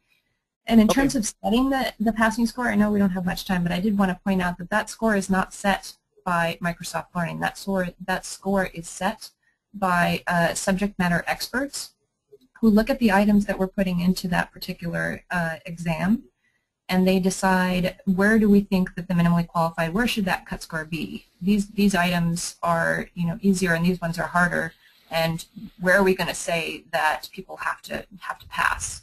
Right. So it's not just randomly we're like, we're going to make this one really hard, let's set it higher. It's actually based on real feedback from people like you who are involved in the exam development process. Cool. The question here that was for Erica, it says, any changes in terminology from MCTS and MCITP, MCPD for the new certifications? And Ken, I don't even need to hand this to Krista. I can tell you that as of right now, that's what it is. And if there are changes that are coming, well, Erica and Krista aren't going to share that with you until those changes are ready to be shared. Right now, that's what it is, and that's where it's staying until further notice. Correct, Krista? I have nothing to add on that score. Okay. Perfect answer, Ed. What is the best and hottest track in Microsoft certification? I'm going to give you the answer to that real easy. Yes. That's the answer. What's the best and the hottest? What field are you working in? What where in the world are you? In my world, what's the best and the hottest? MCITP Enterprise Administrator, meaning in my arena, in the infrastructure arena where I'm at. And I can tell you as Train Signals, a company, and what we're selling. I mean, that's where it's at. I mean, that's what people are interested in. Does that mean that that's a better certification? Does that mean that that's the one that's going to get you a job? Not necessarily. But, you know, it's all a matter of perspective and where you're coming from and what you're looking at. With the changes, is there a cost increase as well? That's already been answered. Krista already said that, you know, the hope is that there's not going to be another increase for quite some time. I'd love to be Microsoft certified, but my question is how can I generally do when Microsoft quickly changes their products? Okay, so I see where we're going with this. As far as, you know, hey, I want to get certified, but things are constantly changing. And he gives an example of planning to get Exchange 2007 and already heard that Exchange 2010 was coming out. You know, I can easily address that one. I've been asked that question since the day I started this. Technology is always changing. There's always new stuff going to come out. And when that stuff comes out, there's going to be new certifications to go along with it. What I tell people is, you know what? Go with what is out there today and what you are familiar with today, right now. Don't even give it a second thought. So, you know, when you were thinking about Exchange 2007 and you heard that Exchange 2010 was coming around the corner, don't wait, because I guarantee you, you're going to wait, and then, you know, Exchange, I don't know what the next one is, 2013. Yep. Oh, whatever, you mean the next one's going to be coming right around the corner as well. What I can also tell you is that you're not wasting your time, because Exchange 2007 is still heavily used in the marketplace even today, and we're in 2011 right now. I mean, Exchange 2010 has been out, I believe, for a little over a year and a half. I think it's been out now. So, you know, Exchange 2007 is still out there. What I can also tell you is, in that same breath, is the effort that you made to learn Exchange 2007. That's not wasted. More than half that knowledge goes towards Exchange 2010. It's very rare that something so new, you know, the wheel doesn't get reinvented. So, you know, even Windows NT, back when I learned Windows NT, and then it changed to Windows 2000, which was considered to be probably the biggest change that we've ever seen in Microsoft Server, you know, environments. I can tell you that easily 70–75% of what I learned in NT still pertained to Windows 2000. Okay, so don't ever feel like you're wasting your time on a Microsoft certification because there's something new around the corner. It's always worth it. All right, which is my first cert to start with Microsoft? You're currently working on your A+ and Network Plus right now. Well, Marcus, first of all, good for you that you're working on A+ and Network Plus. I told you that's pretty much where I started. I mean, technically I did Networking Essentials before that. Where should you start? You know, again, I think probably Active Directory. That's just a personal opinion. There is no one correct answer to that. Many people will find the 70-640 Active Directory is the best place to start in Microsoft world. Maybe 70-642 Network Infrastructure, especially after studying for Network Plus. That might be an easier place to go. What about the time of an exam for people who are not English native speaking? Is it longer as what Cisco do, for example? Well, I'll tell you what, first of all, for not being English native language, I thought you wrote that quite well in the English language. You know, Krista, I don't know, do they get more time? I know you do have a number of other languages available. Absolutely. So if it's not available in your local language, you're going to need to contact Prometric and have it approved ahead of time, but you can get an extra 30 minutes if you need to take it in English and English is not your first language. And there's information on our website about that, or you can just pick up the phone and call Prometric and they'll let you know how to get that set up. Yeah, and I was pretty certain that was the answer. I want to make sure I knew that was the answer back in the days when I worked at a testing center. I didn't know if it still held true. Mike is asking, he says he was planning on going for MCSA in 2003. He's only written one test, and it was a while ago. Should he continue going for the MCSA or go for the new equivalent test? Well, that's not that far off from the other question I answered about Exchange, 2007 versus waiting for 2010.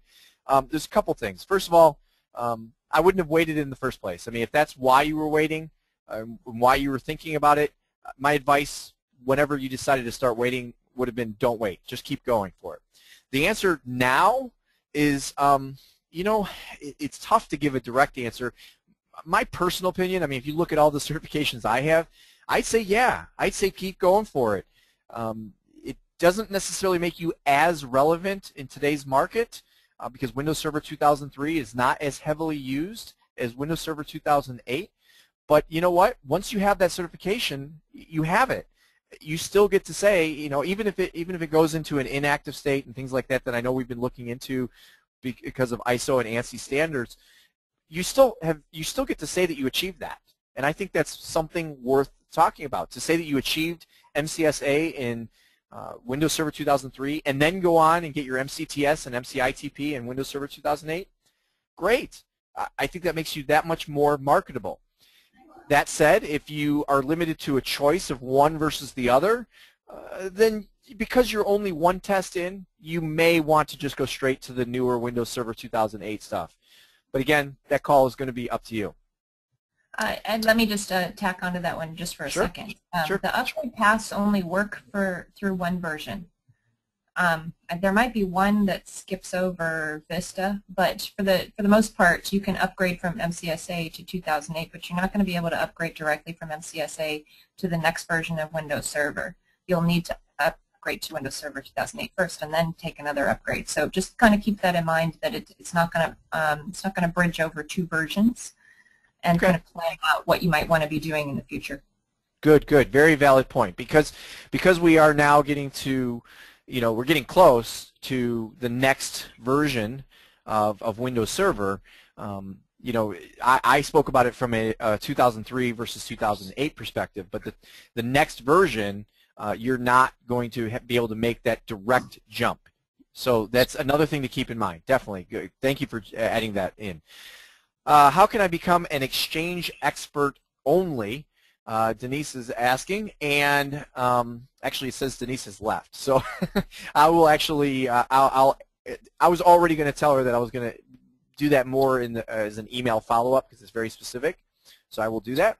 What does it take to become an MCT? All right, I've been waiting for this the whole session. Well, I was waiting for somebody to ask about being an MCT because I'm an MCT, I love being an MCT, and I love everyone who wants to become an MCT. So Wilfred, I'm glad you asked that, and I'm going to tell you that I'm going to follow up with you and email you some very specific information, give you the links out on Microsoft's site on exactly what you have to do. But basically, the first step is you have to actually obtain your MCTS and MCITP certification. That's the first thing. And yes, technically, if you have the MCSA, if you have the Windows Server 2003 stuff, I believe you can still use that because it's not completely retired. So the first step is you have to get certified. Then from there, the generic answer is you have to show that you can teach. Okay, that's the generic answer. There's a couple of different processes that you have to go through to show that you are somebody who can teach, you can present. You have to go to a train the trainer session, and you also have to show a certain experience in the field. So I'm going to leave that generic right there, and then follow up with you to go ahead and give you more specific information. All right. Boy, there's a lot of questions here. I'm new to IT and work part-time as a help desk assistant, bought CCNA from TrainSignal. What do you recommend from Microsoft? You know, I keep getting that question again and again. What do I recommend? What do I recommend? I'll tell you, every time I see that, I'm going to give you the same answer. What do I recommend? You know, I'm going to recommend that you start off with Active Directory and network infrastructure as a starting point, and then from there work towards your server and or enterprise administrator MCITP. Currently, we have somebody here who is ITP server administrator. It's a good jump to be certified as MCITP virtualization admin. I see this person has actually left the session, but I'm going to go ahead and answer for everybody else. My answer is yes. I mean, there's a reason that I have all those certificates on the wall behind me. You know, you don't stop. You don't ever stop. You don't say, hey, I'm a server administrator. Great. I'll go get a job. Well, you know what? Great. You know how to administrate servers. What about virtualization? Do you know how to work with Hyper-V? Do you know how to work with the virtual machine manager? Well, if you want to be able to validate that, then you go get your MCITP in virtualization. What certifications near for network and security specialist? Again, same thing, network infrastructure and MCITP server and enterprise administrator as a whole. Certifications in Australia are very expensive. The exams are also very expensive. Why is this so? This is a major factor in my not taking any classes or exams, especially on $35,000 a year. Where can I go for more cost-effective certification? Well, I can't necessarily address what exams are costing as far as what it takes, what it costs to take the exam. And Krista already answered that this is a per metric fee, so there's not a lot that can be done there other than watch for discount programs. As far as training goes, well, you know what my answer is going to be. I'm gonna say Train Signal. I think our courses are very cost effective. I do know that when and this is out of my area of expertise here at Train Signal, but as far as what it costs to ship our training to Australia, there might be some extra expense there, but other than that, our courses are very cost effective. And I also know that we do have online viewing as well if you want to save on those shipping charges.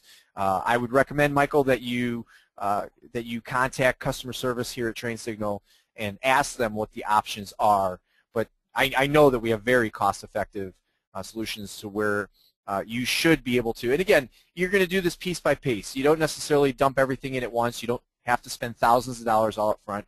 You can buy one course. You can buy one. You can go to the bookstore and buy one book. You don't have to spend a lot of money to get yourself started. Get that first certification under your belt, and maybe get yourself, if you're working in IT right now, get yourself promoted, or if you're not working in IT, get yourself over into the IT field, which will also help you in your venture towards IT certification. Ed, can I just add one thing onto that real quick? Yep. My favorite tip is to find out if your local library carries the training kit that maps to your certification. There you go. Can't get much cheaper than that. Nope. I've heard that we have a bunch of brain dumps test engines, such as a whole bunch of names here that I probably shouldn't mention, but I will, because it's not like it's any secret. Test King, Self-Test Online. I've never heard of Self-Test Online. I know Self-Test Software is not brain dump. That's very legitimate. Do you recommend any other Transcender measure up? Well, I absolutely. I'm actually, Train Signal's partnered with Transcender, so I do recommend them.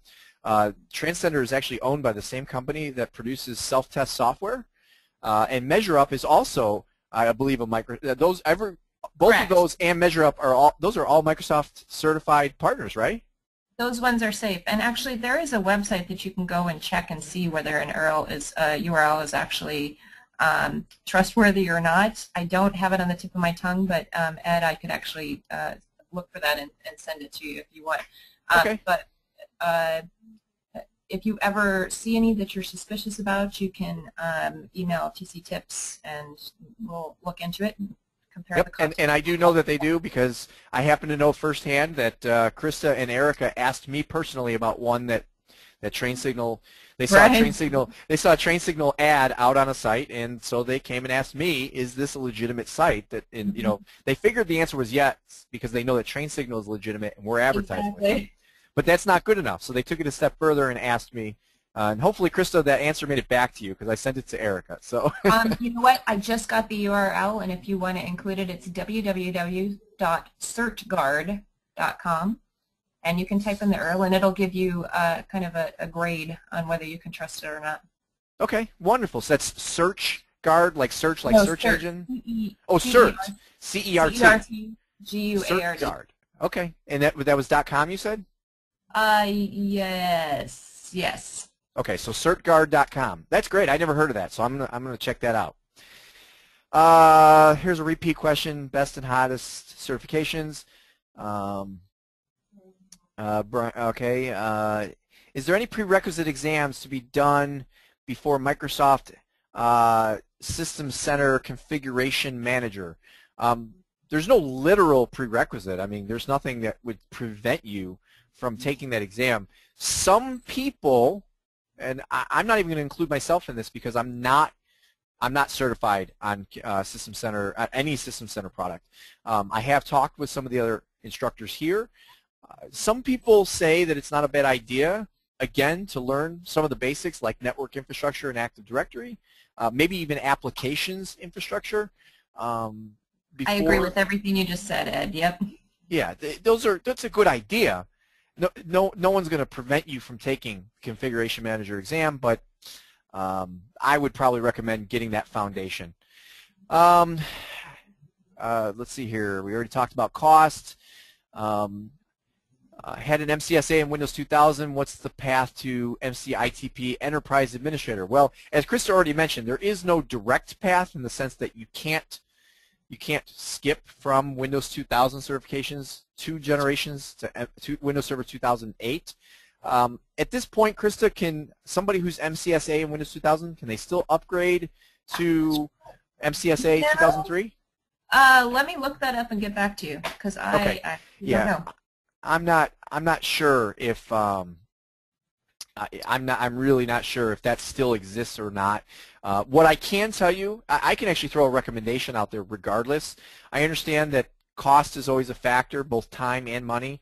And this particular individual has actually already left the webinar, but for those who are still here, if you're MCSA on Windows 2000, I mean that is a product that is a decade old, over a decade old.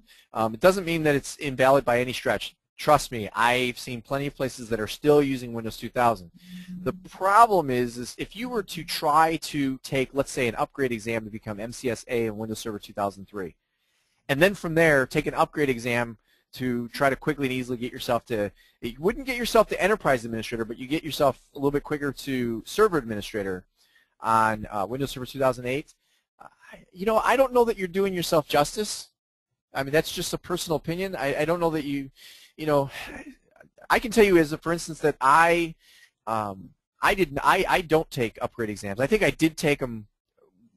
I'm trying to remember. I think I took them from 2000 to 2003 because the two products were close enough that I was willing to do it. I definitely did not take any upgrade exam to go from NT to 2000, and that was intentional. Even though I was invited to, I had my voucher for the free upgrade exam and all kinds of fun stuff back then.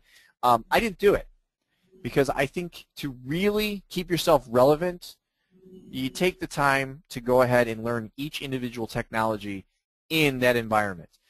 Now, trust me, I understand about means, both cost, financial cost, and time, but I just when you have the means to do it, I do recommend doing the full path, especially if you're talking 2 generations out. All right. Is it possible to achieve just to loop back on that? Yeah. Oh, sorry. I just wanted to loop back and ahead. say it looks like 292 is retired. It's retired. Okay. Yeah, the upgrade path from MCSA on 2000 server to 2003 server is closed because that exam is retired. Okay, wonderful. So based upon that, I will tell you the only path to MCITP Enterprise Administrator would be, you could, if you want to do the Windows Server 2003 stuff along the way, you could do it, but you'd have to take individual exams. And then do an upgrade, but again, the upgrade is going to be for Server Administrator. So my recommendation is, if you haven't done this since Windows 2000, just start fresh. There's only 5 exams to be an MCITP Enterprise Administrator, and I say only, but trust me, it's 5 hard exams. So I would just start and just go through the 5 exams needed to become an Enterprise Administrator. All right, next question I have here is. And it looks like we're making headway here. We're getting near the end.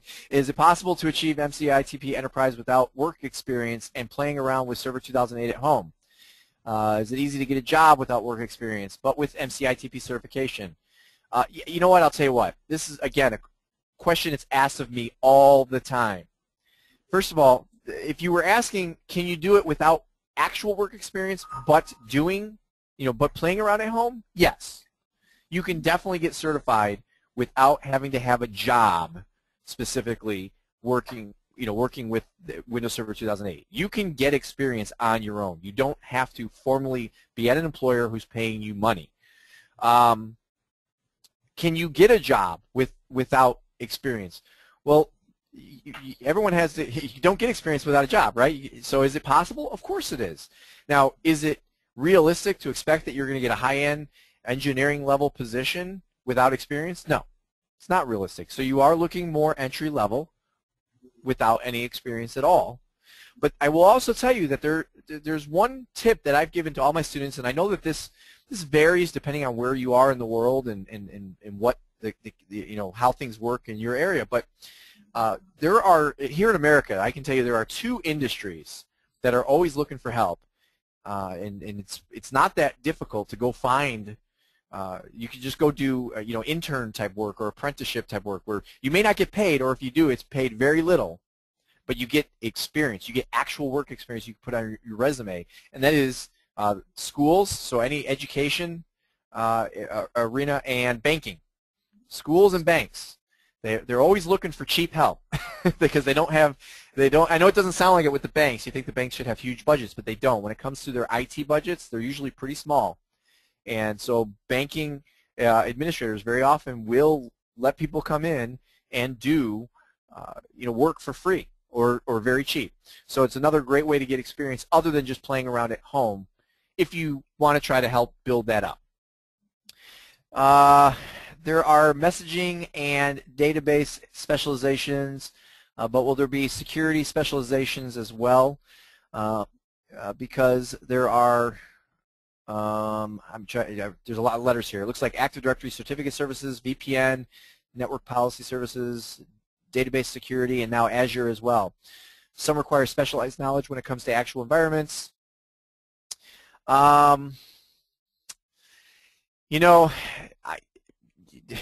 easy answer is yes, because there's, there may not be right now, but there will be.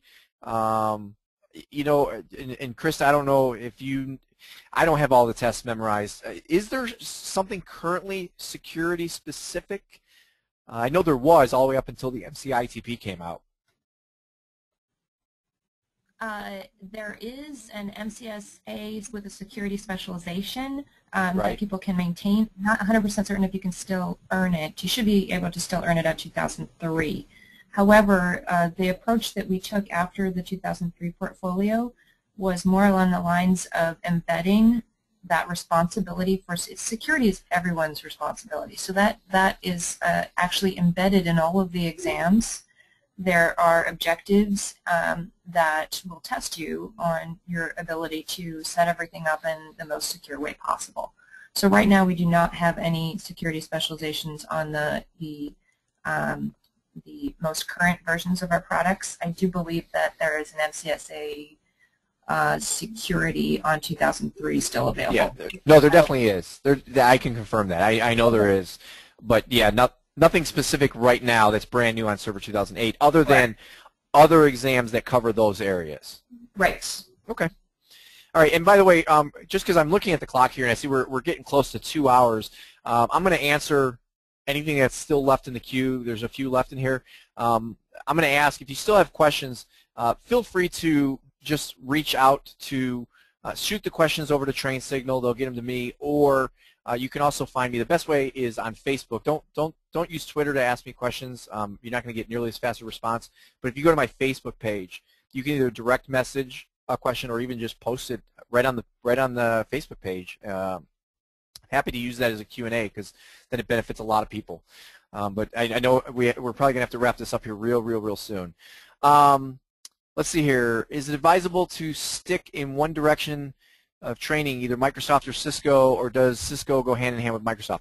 Okay, in my opinion, Ronan, I would stick with one or the other. Now, I'm not saying permanently, like just pick one and that's it for life. No, I think it's great that you achieve both, but I wouldn't be doing them simultaneously. Yeah, there's some overlap with, let's say you're doing Cisco CCNA and at the same time maybe doing Microsoft Network Infrastructure training. There's going to be some level of overlap because there's terminology that's the same, but at the same time I can tell you that Microsoft's, I don't want to say their definition, it's not that Microsoft and Cisco have a different definition, but on the exams, when it comes to the perspective of how the exam questions are going to be asked, you could find yourself getting into a jam. Your brain's going to say, now wait a minute, was this Microsoft or Cisco, and which way should I be looking at this? When I say I know this from personal experience, I can tell you that it was when I was studying for my Network Plus over on the CompTIA side, and then also networking on the Microsoft side. I was literally every other night going back and forth, and I had study partners and things like that. And after a couple weeks, I realized, wait a minute, I'm not getting any of this. And I think that CompTIA's Network Plus is much more closely aligned with Microsoft's networking than Cisco is. So my answer is pick one, go all out on it, get your certification, and then go back and do the other. Is the MCDST, which is Desktop Support Technician, is that valid? Yes, it's valid, but I don't believe there's a DST for Windows Server 2008. That was a certification that went away with Windows Server 2003. I don't know if the exams themselves have been retired. Krista, I don't need you to necessarily go and look all these up. Oh, okay, that one I know offhand. That you can no longer earn the MCDST, but if you already earned it and your company is still using that technology, then of course it's still, it's still valid. You showed those skills, and if you're still using it, it's still valid. Well, and I knew that part to be true because I happen to own that certification, and I still advertise that. So, Yep. What is the best? We keep going back to that question. Best and hottest track. Thomas, I apologize that it took so long. There were so many questions, but he was the one that asked about the progressive, and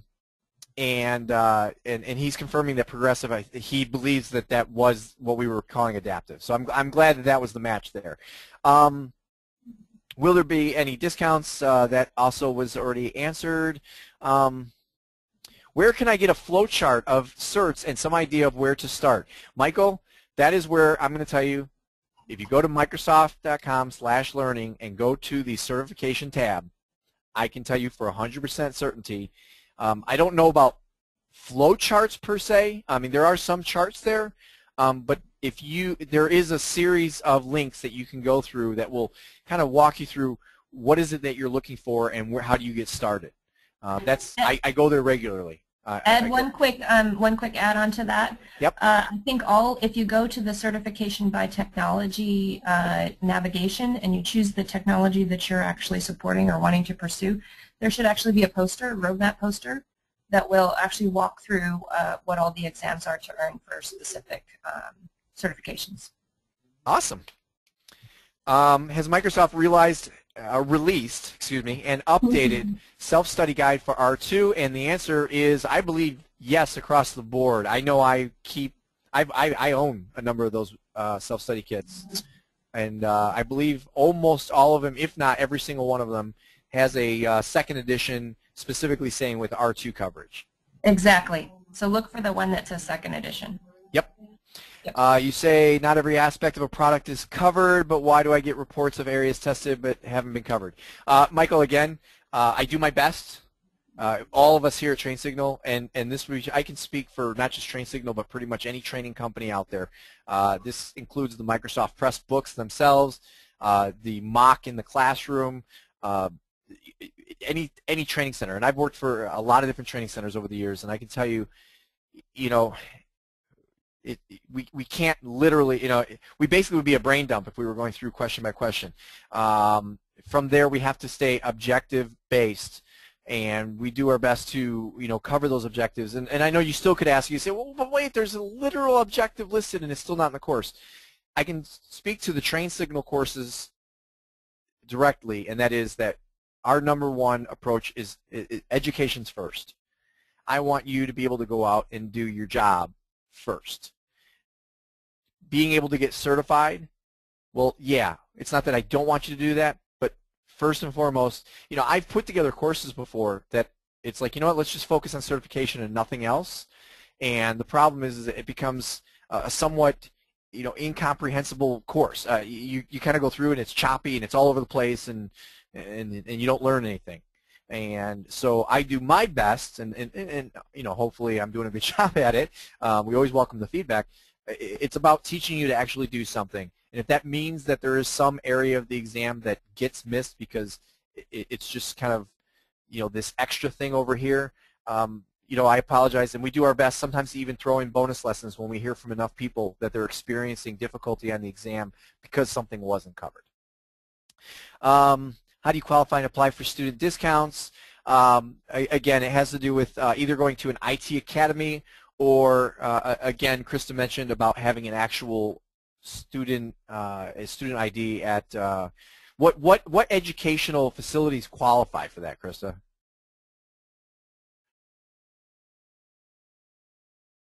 Did we lose her? Hello? It sounds like we did. I'm sorry about that. Okay, that's okay. Anyway, so yeah, you have to be with an actual educational facility. That's that's the best I can give with that.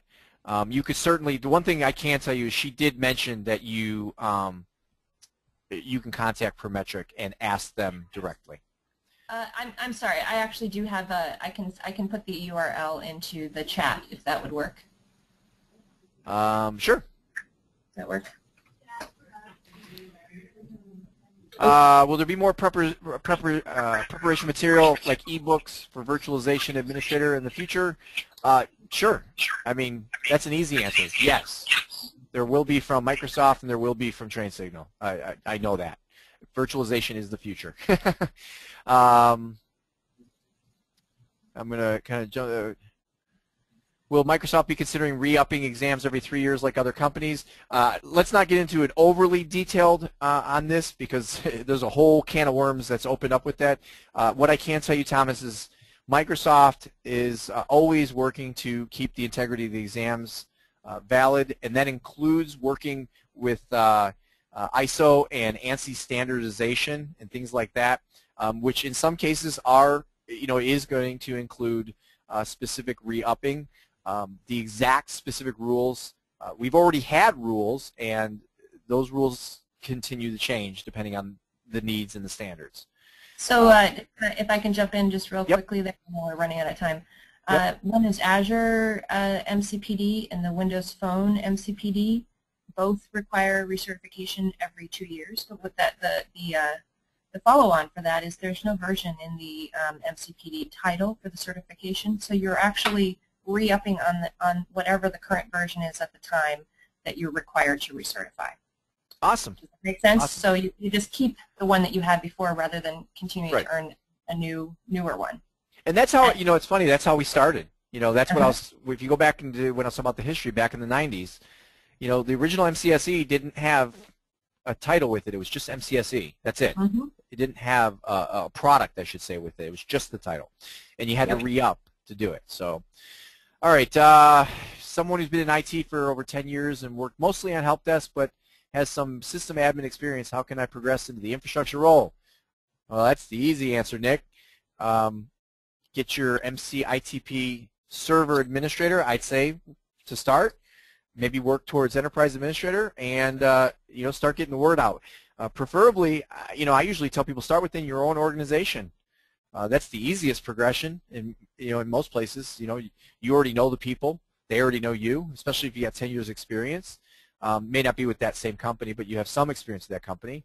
But yeah, that's what I would do. Everything we've been talking about, MCITP, server administrator, and enterprise administrator is perfect for somebody with experience and help desk and systems administration. And it looks like we've gotten through most of these. Looks like I got one more here. What Microsoft certifications will require recertification? Oh, we just you just addressed that, Krista, as far as recertification in the future. One more that we just announced during SQL Pass is that the SQL Denali or SQL Server 2012 certifications at the pro level will require recert every 3 years. Okay. So it's something that we're assessing as each new portfolio releases and trying to decide what's best for that particular technology. Sure. All right. And I'll tell you what, David, who asked that question, there's another question that was asked at the end of that. It says, which I kind of laugh when I hear questions like this because I hear them all the time. Why are so many people failing the 70-680 exam, which is a Windows 7 exam, I believe? And I guess part of the reason why I laugh is because, first of all, my question back to David, and David, you don't have to actually answer this back, is how do you know so many people are failing this exam? I mean, is there an actual stat out there that I don't know about that a certain percentage of people are failing, or is it just people around you are failing?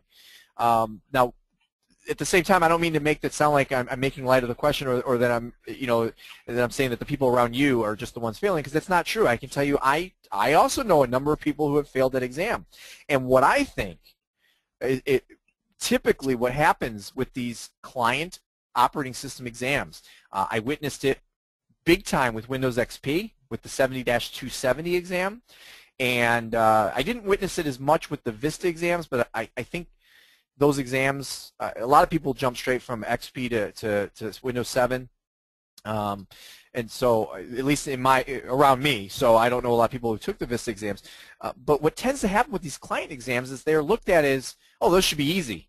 That should be an easy test. That's just Windows XP. That's just Windows 7. I know that. I use Windows 7 every day, no problem. And there's not the same level of studying that's done. There's not the same level of dedication put into it. And the result is people learn the hard way, oh, this is actually a legitimate exam. So, that's one answer as to why that might be happening. But outside of that, I can tell you I have not heard, like, globally, that I haven't heard any buzz that says, wow, that 680, has such a huge failing rate. I haven't heard that at all. So yeah, that's what I would say. The other thing I can tell you about a client exam, some people find the client exams to be more difficult because they are an inch deep but a mile wide, whereas something like an Active Directory exam is an inch wide but a mile deep. Meaning on a client exam, there's so much to know about the client. There's so many different things you can be tested on that it's hard to know all of them, to really be an expert in all those different areas. So that's another reason why those client exams sometimes end up being a little bit more difficult and seem to have a much higher failing rate. So hopefully that answered that for you. And I see that I hope I've tackled all the questions. I hope I didn't miss any. If I did, please, direct ping me the question, and I'll try to get an answer for you. Krista, I really appreciate that you stuck around for, it was a good hour after this webinar ended. So I really, really appreciate that. For the 44 people who are still hanging out here with us, thank you as well for attending this webinar and hanging out for this extra hour. I hope the questions and the answers were very helpful to you. I look forward to hearing from everybody. I'm hoping that when I jump over to my Facebook page, a whole bunch of people have jumped on and said they want to be a part of it, because I love the community. And with that, we're going to wrap things up here. Don't forget to go to trainsignal.com/blog/webinars and see what we have in the future. And thanks again, everybody, for attending. And if you do have any more questions, like Ed said, feel free to direct those over to his Facebook page. And this webinar is recorded. It will be available at trainsignal.com/blog/webinars one more time for you. And our survey will be emailed over to you. So if you don't mind giving us some feedback, we would really, really appreciate it. And tell us how we can improve future webinars and what topics you'd like to see addressed. Any feedback would be greatly appreciated. And so thanks again, and we'll see you in the next one.